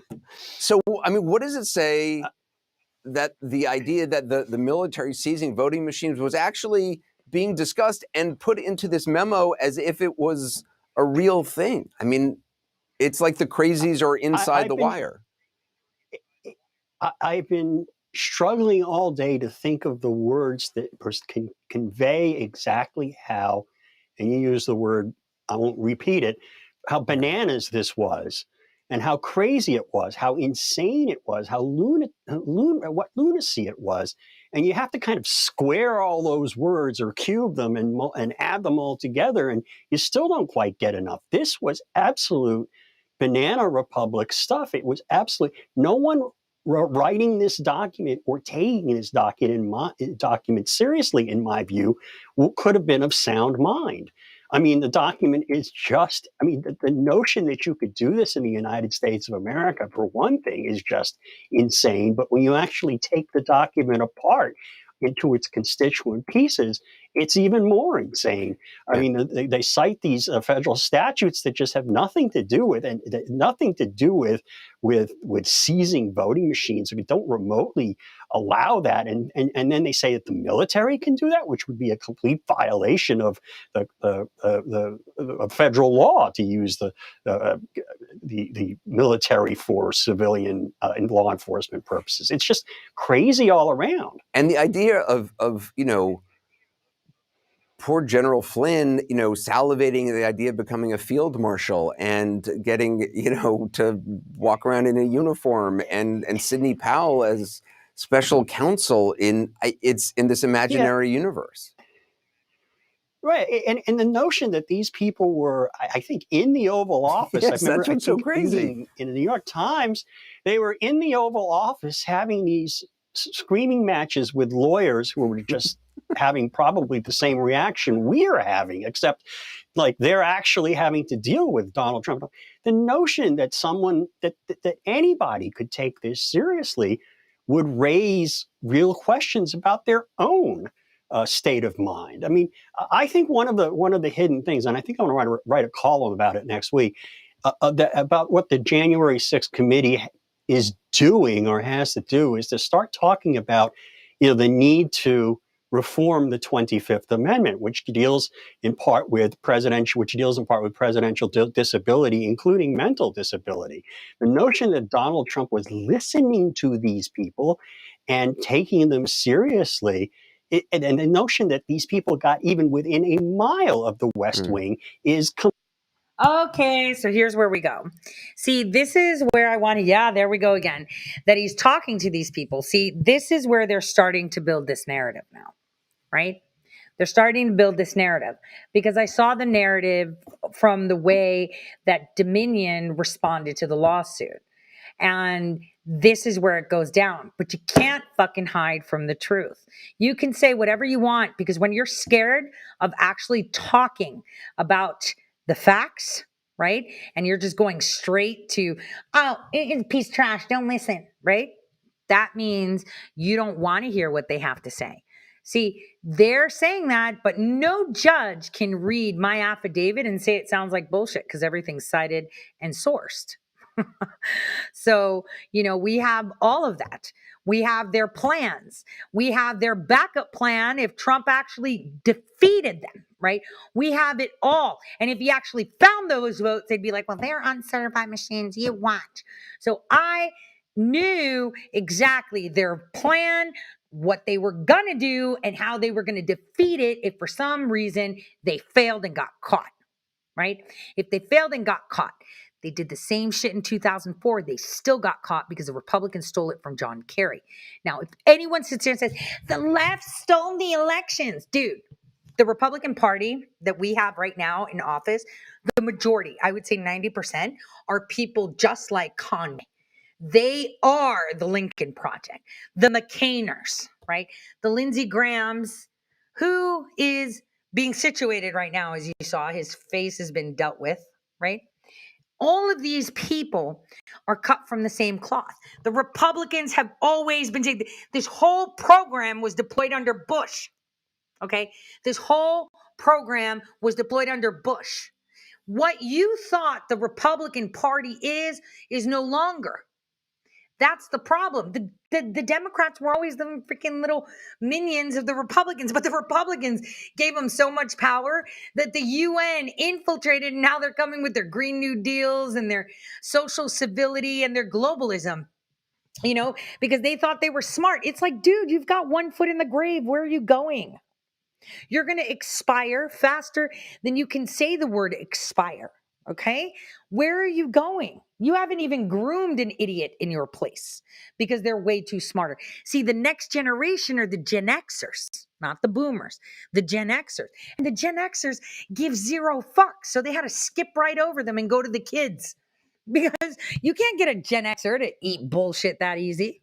I'm sorry. You could get a millennial, people born after 1985-ish. They're a little bit dumb, okay? They're a little bit dumb, right? Gen Xers had no tech. Suddenly they had tech. They're the most adaptable. And guess what? They could do with and without. And they give zero fucks, pretty much. So they needed to skip over that generation, the ones that they couldn't buy, that is. They needed to skip over. So they're telling you exactly what their plan is. It just happens, lawsuits going forward, and they know they're not going to be able to skip it now. And while people are like, oh my God, a lot of people are like, oh my God, Dominion. It's like, I can eat Dominion for lunch. Dominion sat there. If anybody finds that clip, because I know it's on a hard drive, the clip where John Poulos comes out, he's like, yeah, in 2000, like, what was it? 18, 16, he said 14. I don't remember. He changes the date all the time. He created Dominion out of da-na-na-na-na. He even sent me a letter talking shit about Hardiness. It's like, listen, bitch, okay? Your machines were where the U.S. Postal Service union from the AFL-CIO decided to deploy their things. Hence why you're being targeted. All the machines are targeted. Every single one of them are targeted because they have to work in concert. In concert. There's three factors in order to steal an election. One, you got to fiddle with the numbers. Two, you got to fiddle with the reporting numbers. And three, you got to fiddle with the people. And so all of those are going to be coming out. Okay? I'm Gen X. I give zero fucks. And that's the way it is. And if people can't see that they were played by their own people, right? They thought the Lincoln Project did a lot of work and they lost a lot of money. Well, they spent a lot of money. I wouldn't say, well, they haven't lost it yet, right? They need to lose it a little bit later. But they spent a lot of money getting this done. Okay, they spent a lot of money getting this to be escalated. They spent a lot of money to get someone shot. They spent a lot of money to have cameras, to have feds. They spent a lot of money. And this is DC. There's a camera for every square inch. Okay, every square inch. So listen to how he closes. I want to put the last few seconds of what he says. Donald Trump was listening to these people and taking them seriously. And the notion that these people got even within a mile of the West Wing is completely bananas. And one of the things that they ask about in all of these, a lot of these document requests of this January 6th committee is about the 25th Amendment and the mental state of the president. And I think this all raises those questions. He took this seriously? So now you understand why I was sequestered. The president didn't listen to me. President never got my information, never got Millie's information, never had, there's no paper trail that anybody had my information. How's that? So I was sequestered in a basement. We're all good now. So no matter what anybody says, it's like, George Conway's got big problems. I mean, remember, who got him elected? That's right. Kellyanne Conway and her husband hated President Trump. Easy bugging of the phone, easy tracking of everything. So the question is, why? Because and you're like, let's go. This is the way it has to be. It had to be this way. That's how you fix things, when you know how it had to be. See, everyone was banking on Hillary Clinton winning. They never thought she would lose. They always were banking that John Brennan would bring this shit home and he would make it happen. But he didn't. He didn't. No one expected that Gina Haspel would be appointed. Oh, that was a left-wing thing. So what was their plan after that, right? See, everyone is on a script. Every single person is reading a script, or they're reading a teleprompter, right? That's what they're doing. They're all reading a script. Or they're on a script, reading of a teleprompter. So they're all on a script. They're all reading from a teleprompter. Who's controlling the message? That's a question you should ask yourself. Just ponder on that for a bit. Who is controlling the message if they're reading from a teleprompter? Who's putting the message together? Who's handing out the scripts? Now, I want to talk about stuff that I don't like talking about. And on December 7th, there was discussion about Biden getting rid of a lot of detainees. And the detainees from Gitmo are to be released. And I want you to see what Ted Cruz had to say. I just want you to see what he had to say during the hearing in December. Take a listen. Thank you, Madam Chair. For more than a decade, there has been a focus by Barack Obama and Joe Biden and their administrations, a focus that I find as inexplicable as it has been catastrophic, on freeing terrorists from American detention. In 2009, the Obama-Biden foreign policy team decided to close the detention facility at Camp Bucca in Iraq. By 2014, as ISIS was forming, it became clear that over a dozen of the group's top leaders had been freed from Camp Bucca. Those included Abu Bakr al-Baghdadi, his deputy, and Abu Muhammad al-Julani, the founder of al-Nusra Front. Having learned nothing, that same team repeated the exact same mistakes, this time with the Bagram prison in Afghanistan, as part of the administration's catastrophic withdrawal. Now, the images that Americans remember of that catastrophe are of chaos and carnage. Over 100,000 Afghans, many of them unvetted and unvettable, loaded onto airplanes to be deposited into the United States.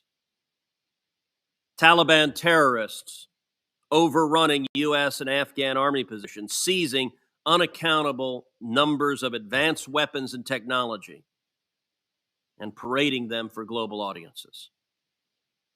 And of course, the August 26th terrorist attack on the Kabul airport, in which an ISIS-K bomber killed 13 American service members. What is less well known is that that bomber had been imprisoned in the Bagram prison, which until that summer had been under American control.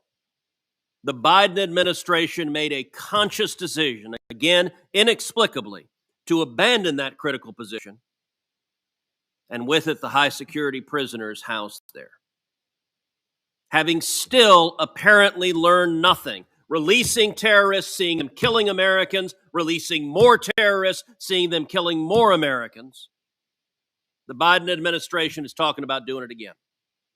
Now they're talking about closing the facility at Guantanamo Bay. I think before that's even contemplated, we should have some sense of the toll that these catastrophic decisions have had.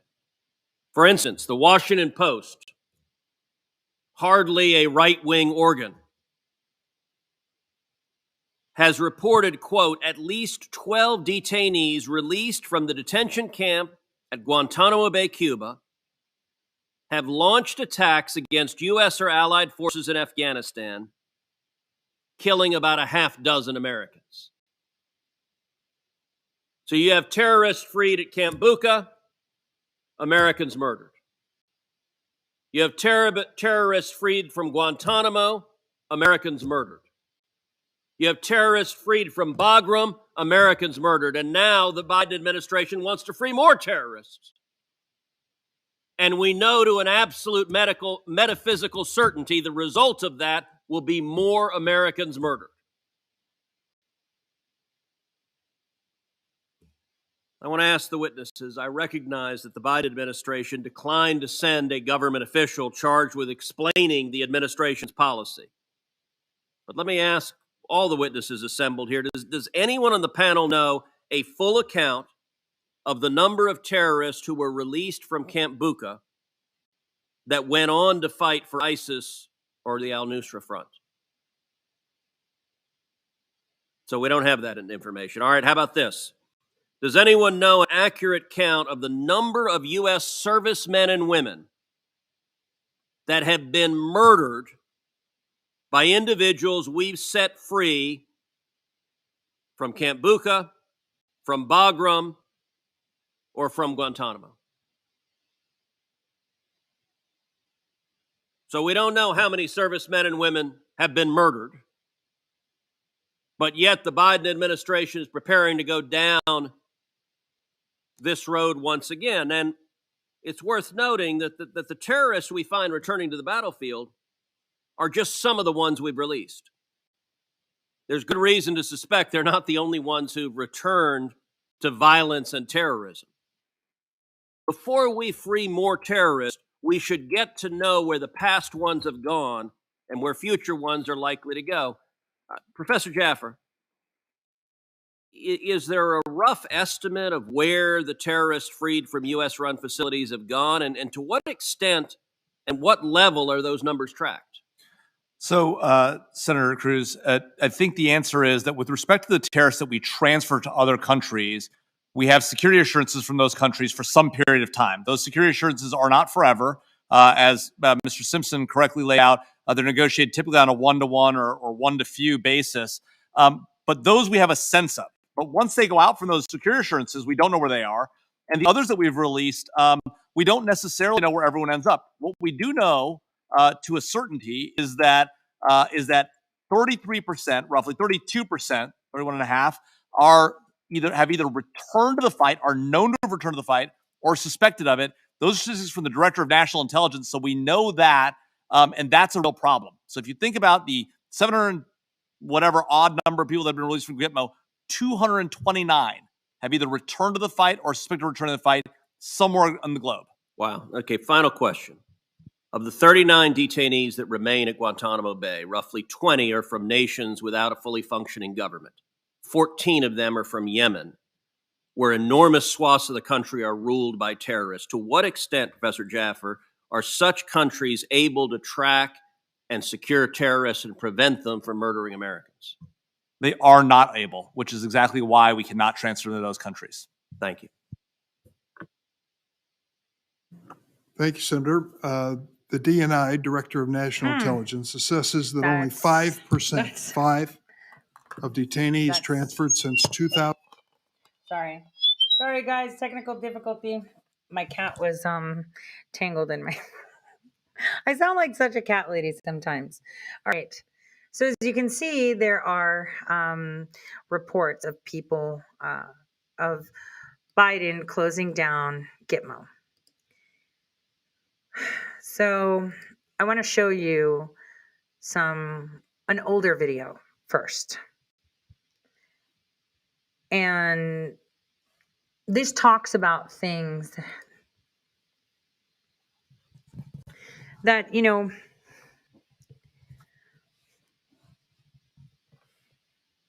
are really, really hard. Michael Hayden is a very, very evil man. He has lied to Congress many times in regards to the extent of the torture. The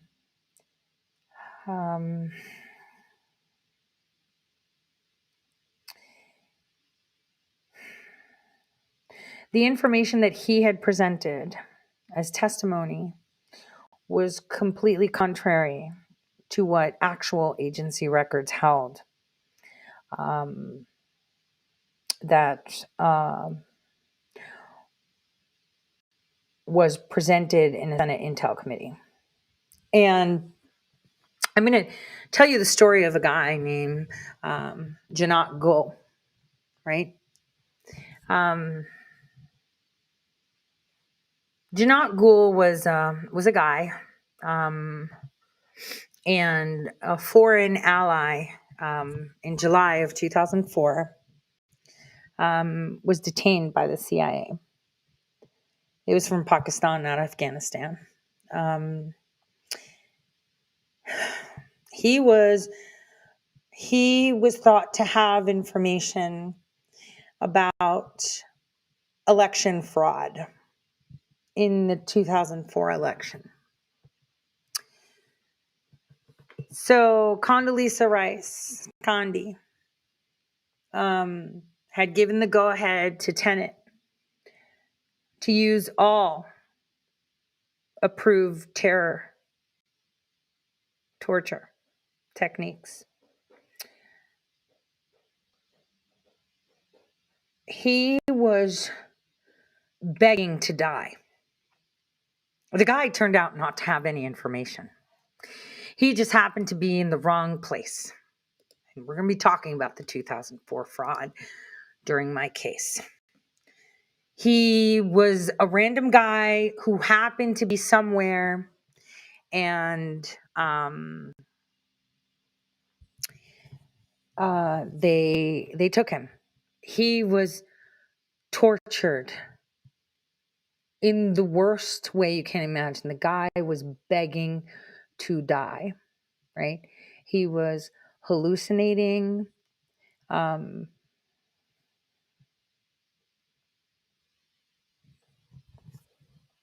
Well, let's just watch this clip before we get into the details.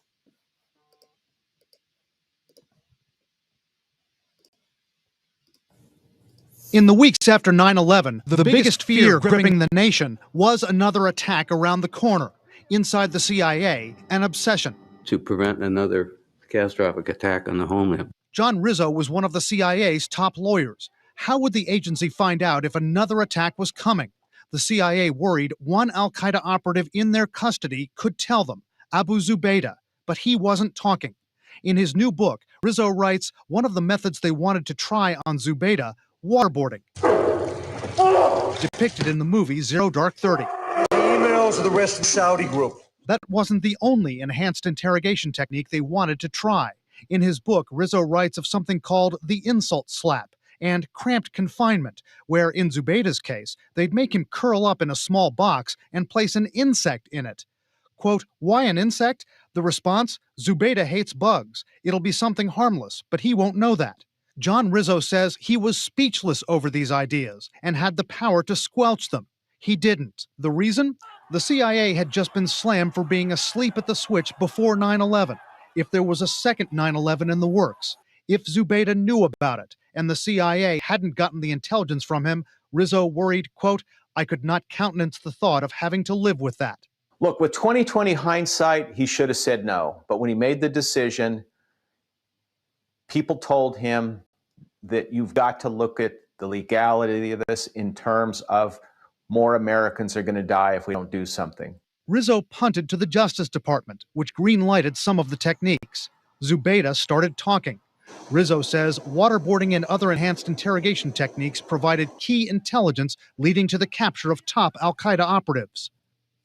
Former CIA officer Bob Baer disagrees with that, saying Abu Zubaydah had previously said he would start to make things up if he was ever brought under those interrogation techniques.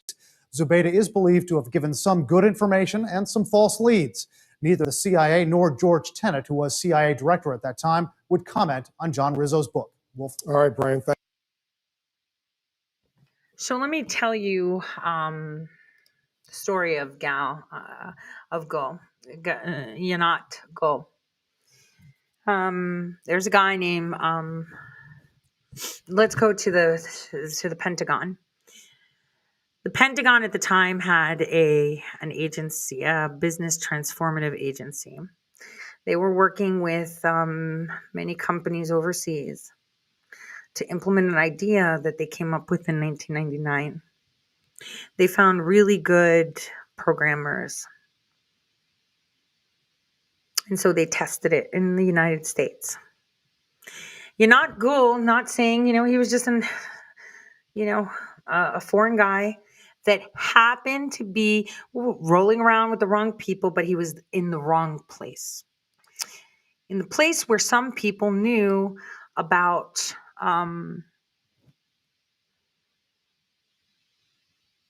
election software. And he was detained because someone who accidentally may have said something, but the guy never heard it, is guilty. So, we have a lot of black sites. I think he was in Romania.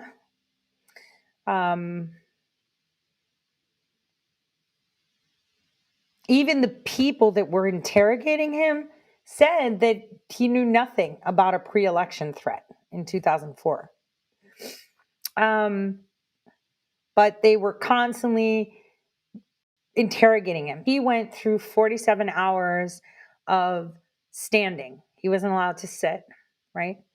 He would be seeing things, and there was a lot, of noise. We use white noise in interrogation sometimes to distract. They use techniques that you would not believe. When they submitted a report saying, hey, he was, put in a 47-hour standing, thing, and he was taken to his cell. He was allowed to take off his diaper, right? This grown man wearing a diaper. He was given a towel and a meal, but they didn't say how they gave him the meal. I'm going to tell you how they gave him the meal. They give you a meal that's liquefied, right? And they liquefy all your food, your hummus, your meat, and then they rectally force feed you. They force feed you rectally, where, suddenly you're having rectal anal prolapse, fissions. So they'll rectally feed you. And that is the biggest torture and most demeaning torture someone can give someone. Pakistan, who has one of the most stealthiest intelligence agencies, said this last year in 2021. I want you to listen to it carefully because the audio is a little bit... Okay, here we go. This is impossible to believe that he was isolated, close to the barracks and close to the army and etc. So I understand your answer, but honestly,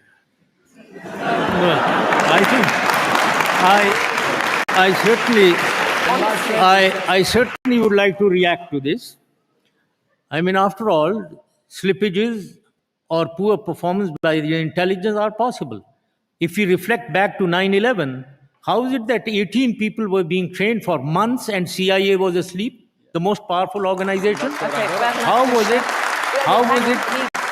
it that 4 airliners are being hijacked from 4 different airfields and a CIA doesn't know?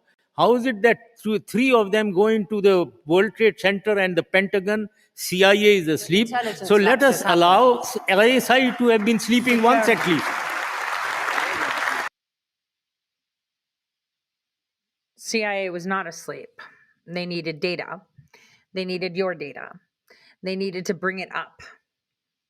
When I tell you Gina Haspel was one of the most atrocious when it came to torture, I mean it. So the CIA source, whoever they were, had said that this guy, Anat Gul, had knowledge of the pre-election threat, right? He was subjected to sleep deprivation, auditory overload. He was rectally fed, begging to die.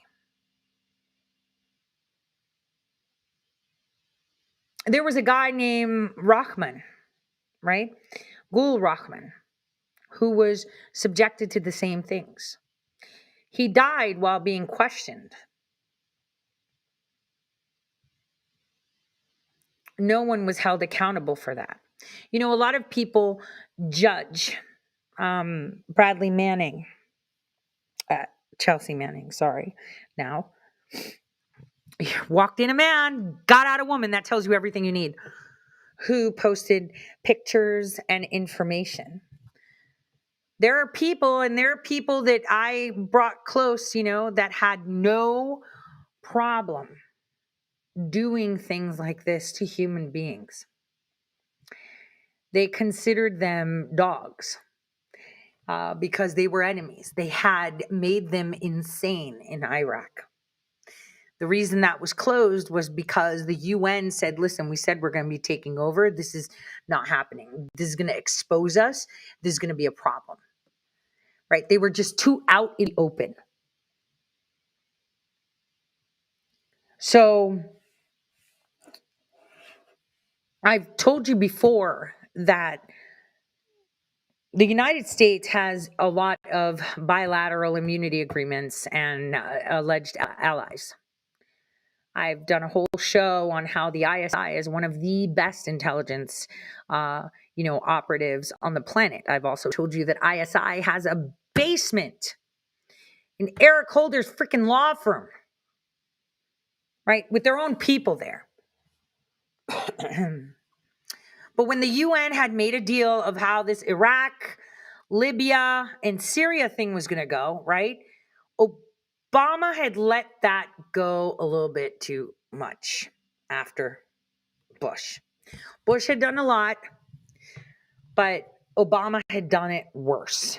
Obama kind of cleaned up certain areas, but he let a lot. Like, I cannot believe anyone believed that Bush was a good president. So many atrocities happened under him. It's disgusting. Interrogators knew that this guy had no information, yet they held him for such a long period of time. And in the end, they allege that he was transferred to a foreign government and nobody knows where he went. Right? It's just some guy that was in the wrong place that knew what Bush was planning with the elections because they had tested it somewhere else. This isn't fun. And I know a lot of people, he's labeled as a terrorist. We were just doing our job. You treated him like an animal. You are an animal, right? It doesn't matter how evil the other person is, right? You never, ever do that. Bush, disgusting. Remember, I've played that clip so many times where they had a list of all the countries that Bush was going to take out, once he got into office, right? They get marching orders. The UN tells them how they're going to do it, and the UN will sanction and allow it. Again, I've so many times stressed the thing that down in Libya right now, we have Tripoli that's acknowledged as the only government of Libya, which is one little city, and the rest is under Libyan control of the people of Libya. But no one wants to say that because the UN said so. You have to be looking at who the enemy really is sometimes. And pay attention to what they want to cover up. Because if you knew the atrocities that have been committed with your money and in the name of freedom, which was never the case, it is horrific. And the thing is, the quelling of all these uprisings overseas in many nations, Africa, Middle East, Far East, were all done by people who knew what their plan was and were reluctant to do it. I mean, you saw the Pakistani guy. He was like, come on, man, we're believing that they're falling asleep. The question is, then why are you letting them do it? Because they're not in control either. This is spiritual warfare on the people of America to wake up, because this nation needs to wake up and hold them accountable for what they do. Evil things Evil things, really evil things. I want you to listen to an ABC report on these evil things.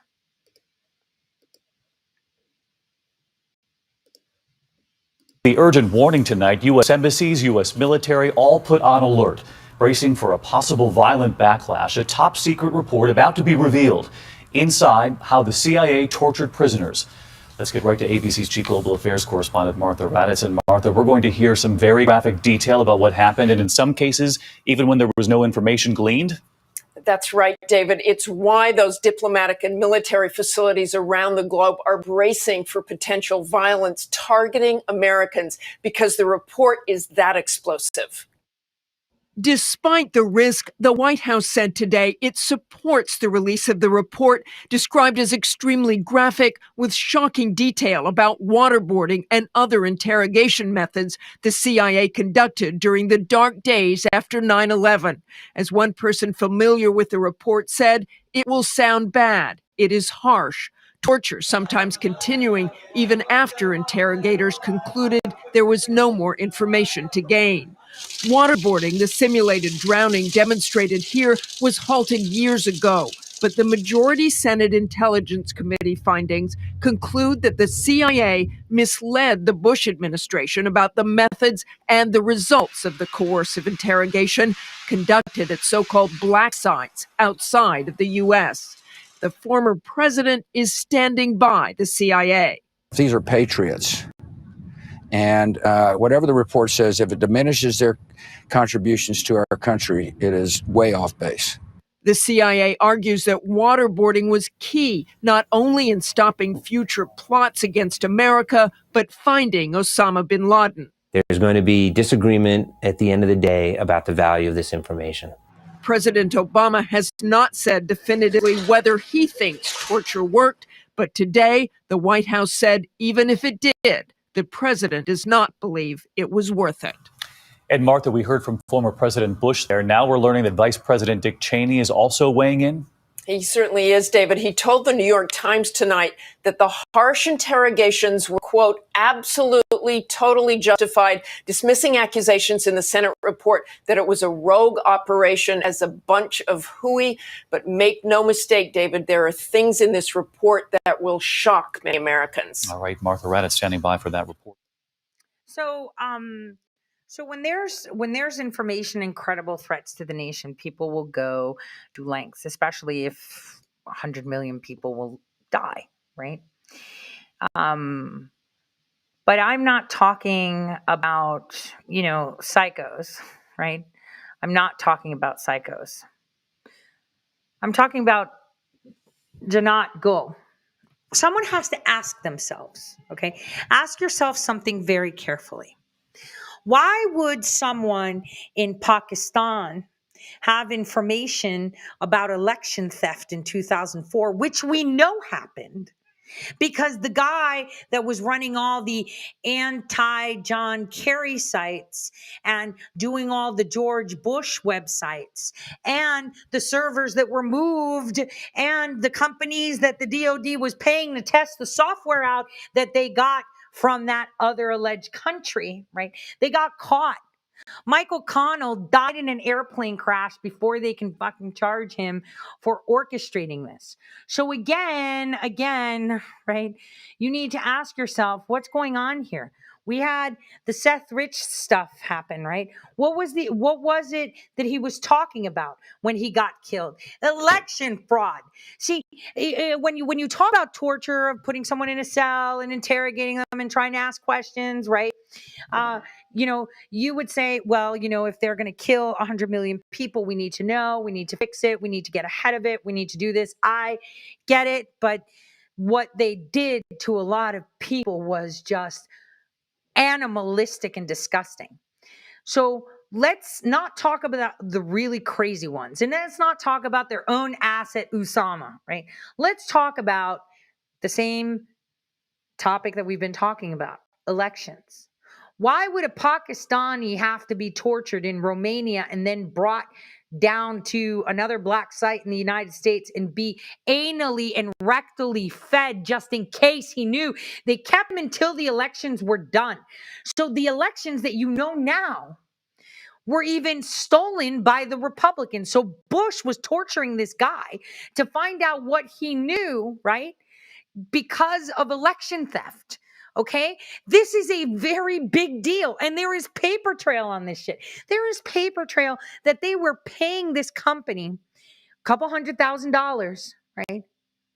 Okay, this is your former CIA director, former undersecretary of the Department of Defense, and they're all, and now one of them is a chancellor at a university, and the other one, opened up this company called Cerebus Investment Capital. You know, the crazy dog, right? And so these guys tested out the election software with our tax dollars, and guess what? This company didn't have a company, it was a fucking house. So how did, $500,000 US taxpayer dollars get a check sent to a fucking house in the name of a company that was never an American company within the United States? I urge you to go to my Telegram channel and read the actual subpoenas because they've been attached as a page. And I want you to see the questions that I'm asking for specifically. Now, obviously, I will not raise the torture questions. That's up to the prosecutors to do. My job is to clear the defamation and get my shit on the record. Okay? But what I'm trying to show you is this is bigger than you can imagine. These people are dangerous. These people will stop at nothing to hide the crimes that they have done. The election was nothing. They've been doing it for forever and a day. They planned that. The question is, how long are we going to let them get away with it? How long are we going to sit there and follow to the beat of their drum? I don't care if you're Democrat or Republican, okay? I don't care. The bottom line is your voice means nothing. You're a slave with the illusion that you're free until things like, pandemics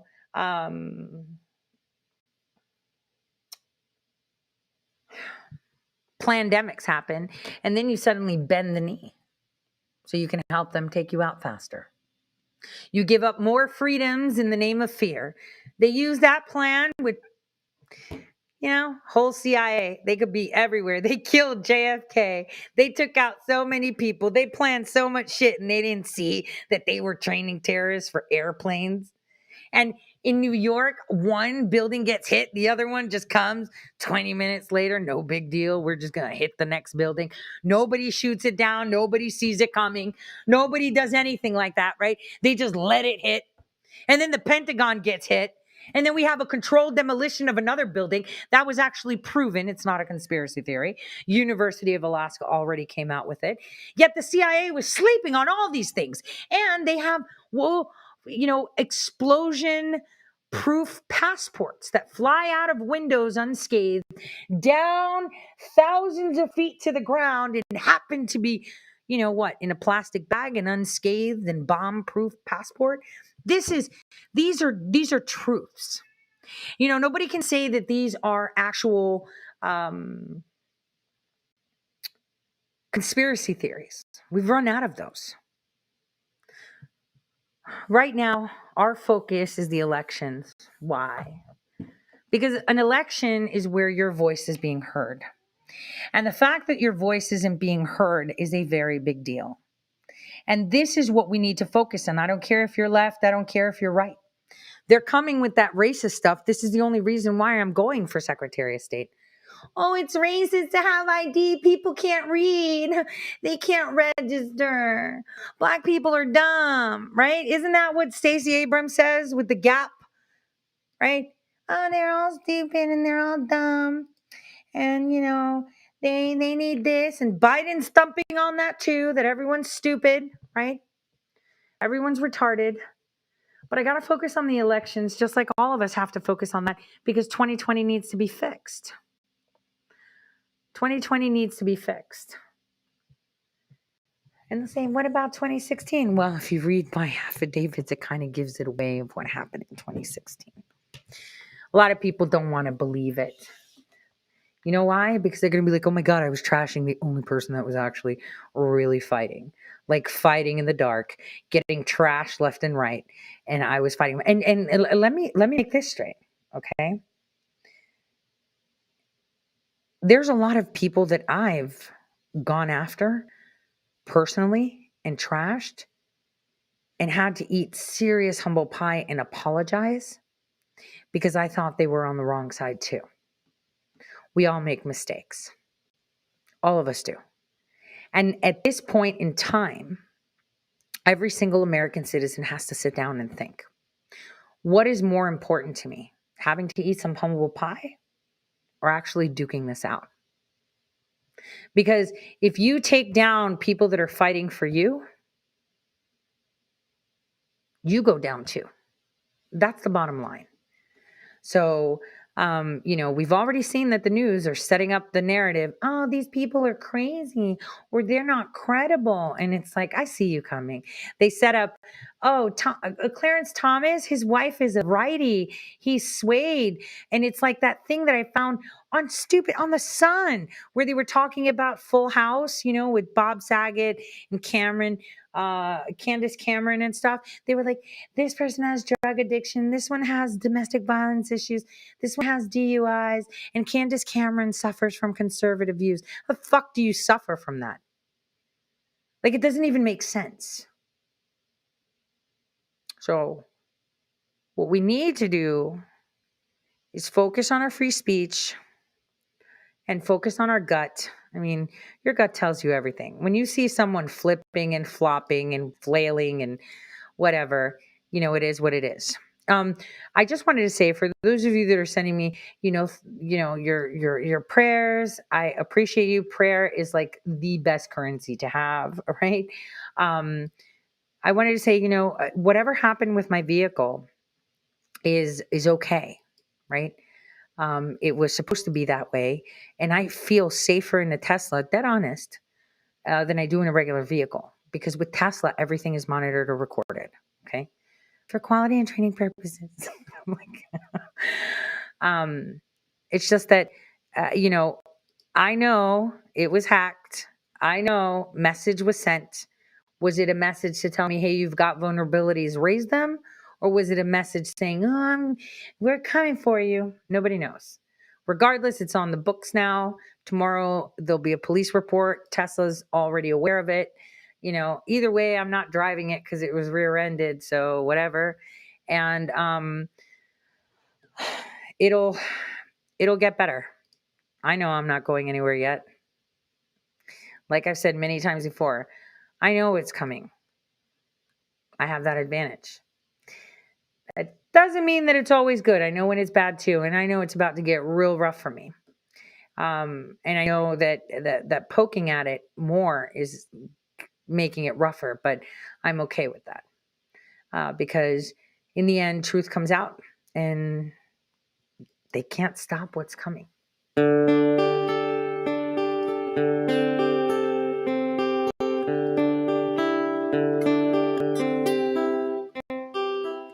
I can feel it coming in the air tonight, oh Lord. And I've been waiting for this moment for all my life, oh Lord. Can you feel it coming in the air tonight, oh Lord, oh Lord.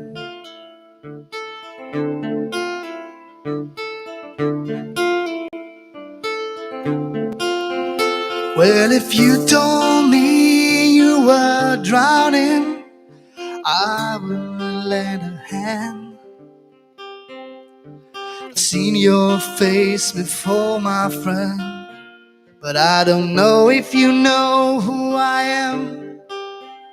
But I was there and I saw what you did. I saw you with my own two eyes, so you can wipe up the grin. I know where you've been. It's all been a pack of lies, and I can feel it coming in the air tonight, Oh Lord, I've been waiting for this moment for all my life. Oh Lord, can't you feel it coming in the air tonight? Oh Lord, oh Lord.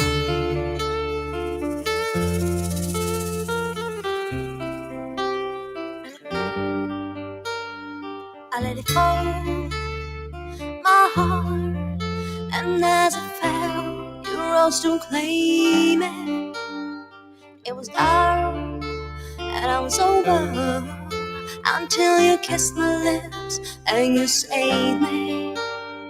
My hands, they're strong, but my knees were far too weak to stand in your arms without holding to your feet. But there's a side to you that I never knew. All the things you'd say that were never true, and the games you play, you would always win, always win. But I set fire to the rain, watched it burn as I touched your face. When it burned while I cried, 'cause I heard it screaming out your name, your name. I set fire to the rain, and I threw us into the flames. When it felt something died, 'cause I knew that that was the last time, the last time. Sometimes I wake up by the door, that how you call must be waiting for you. Even now when we're already over, I can help myself from looking for you. Well, I remember, don't worry.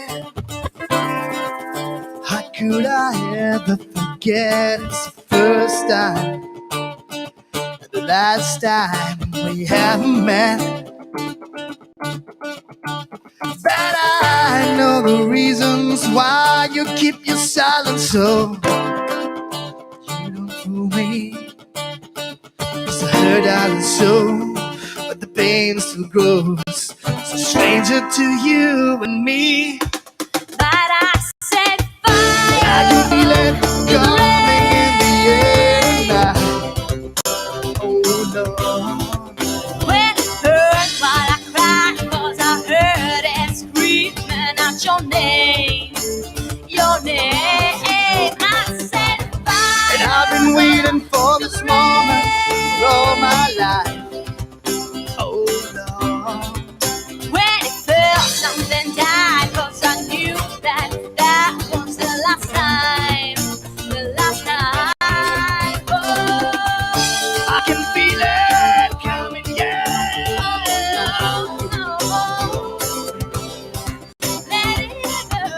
I can feel it coming, yeah.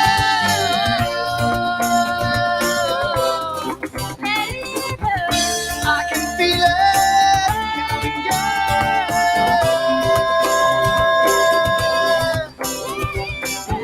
And I've been waiting for this moment all my life, all my life. Can't you feel it?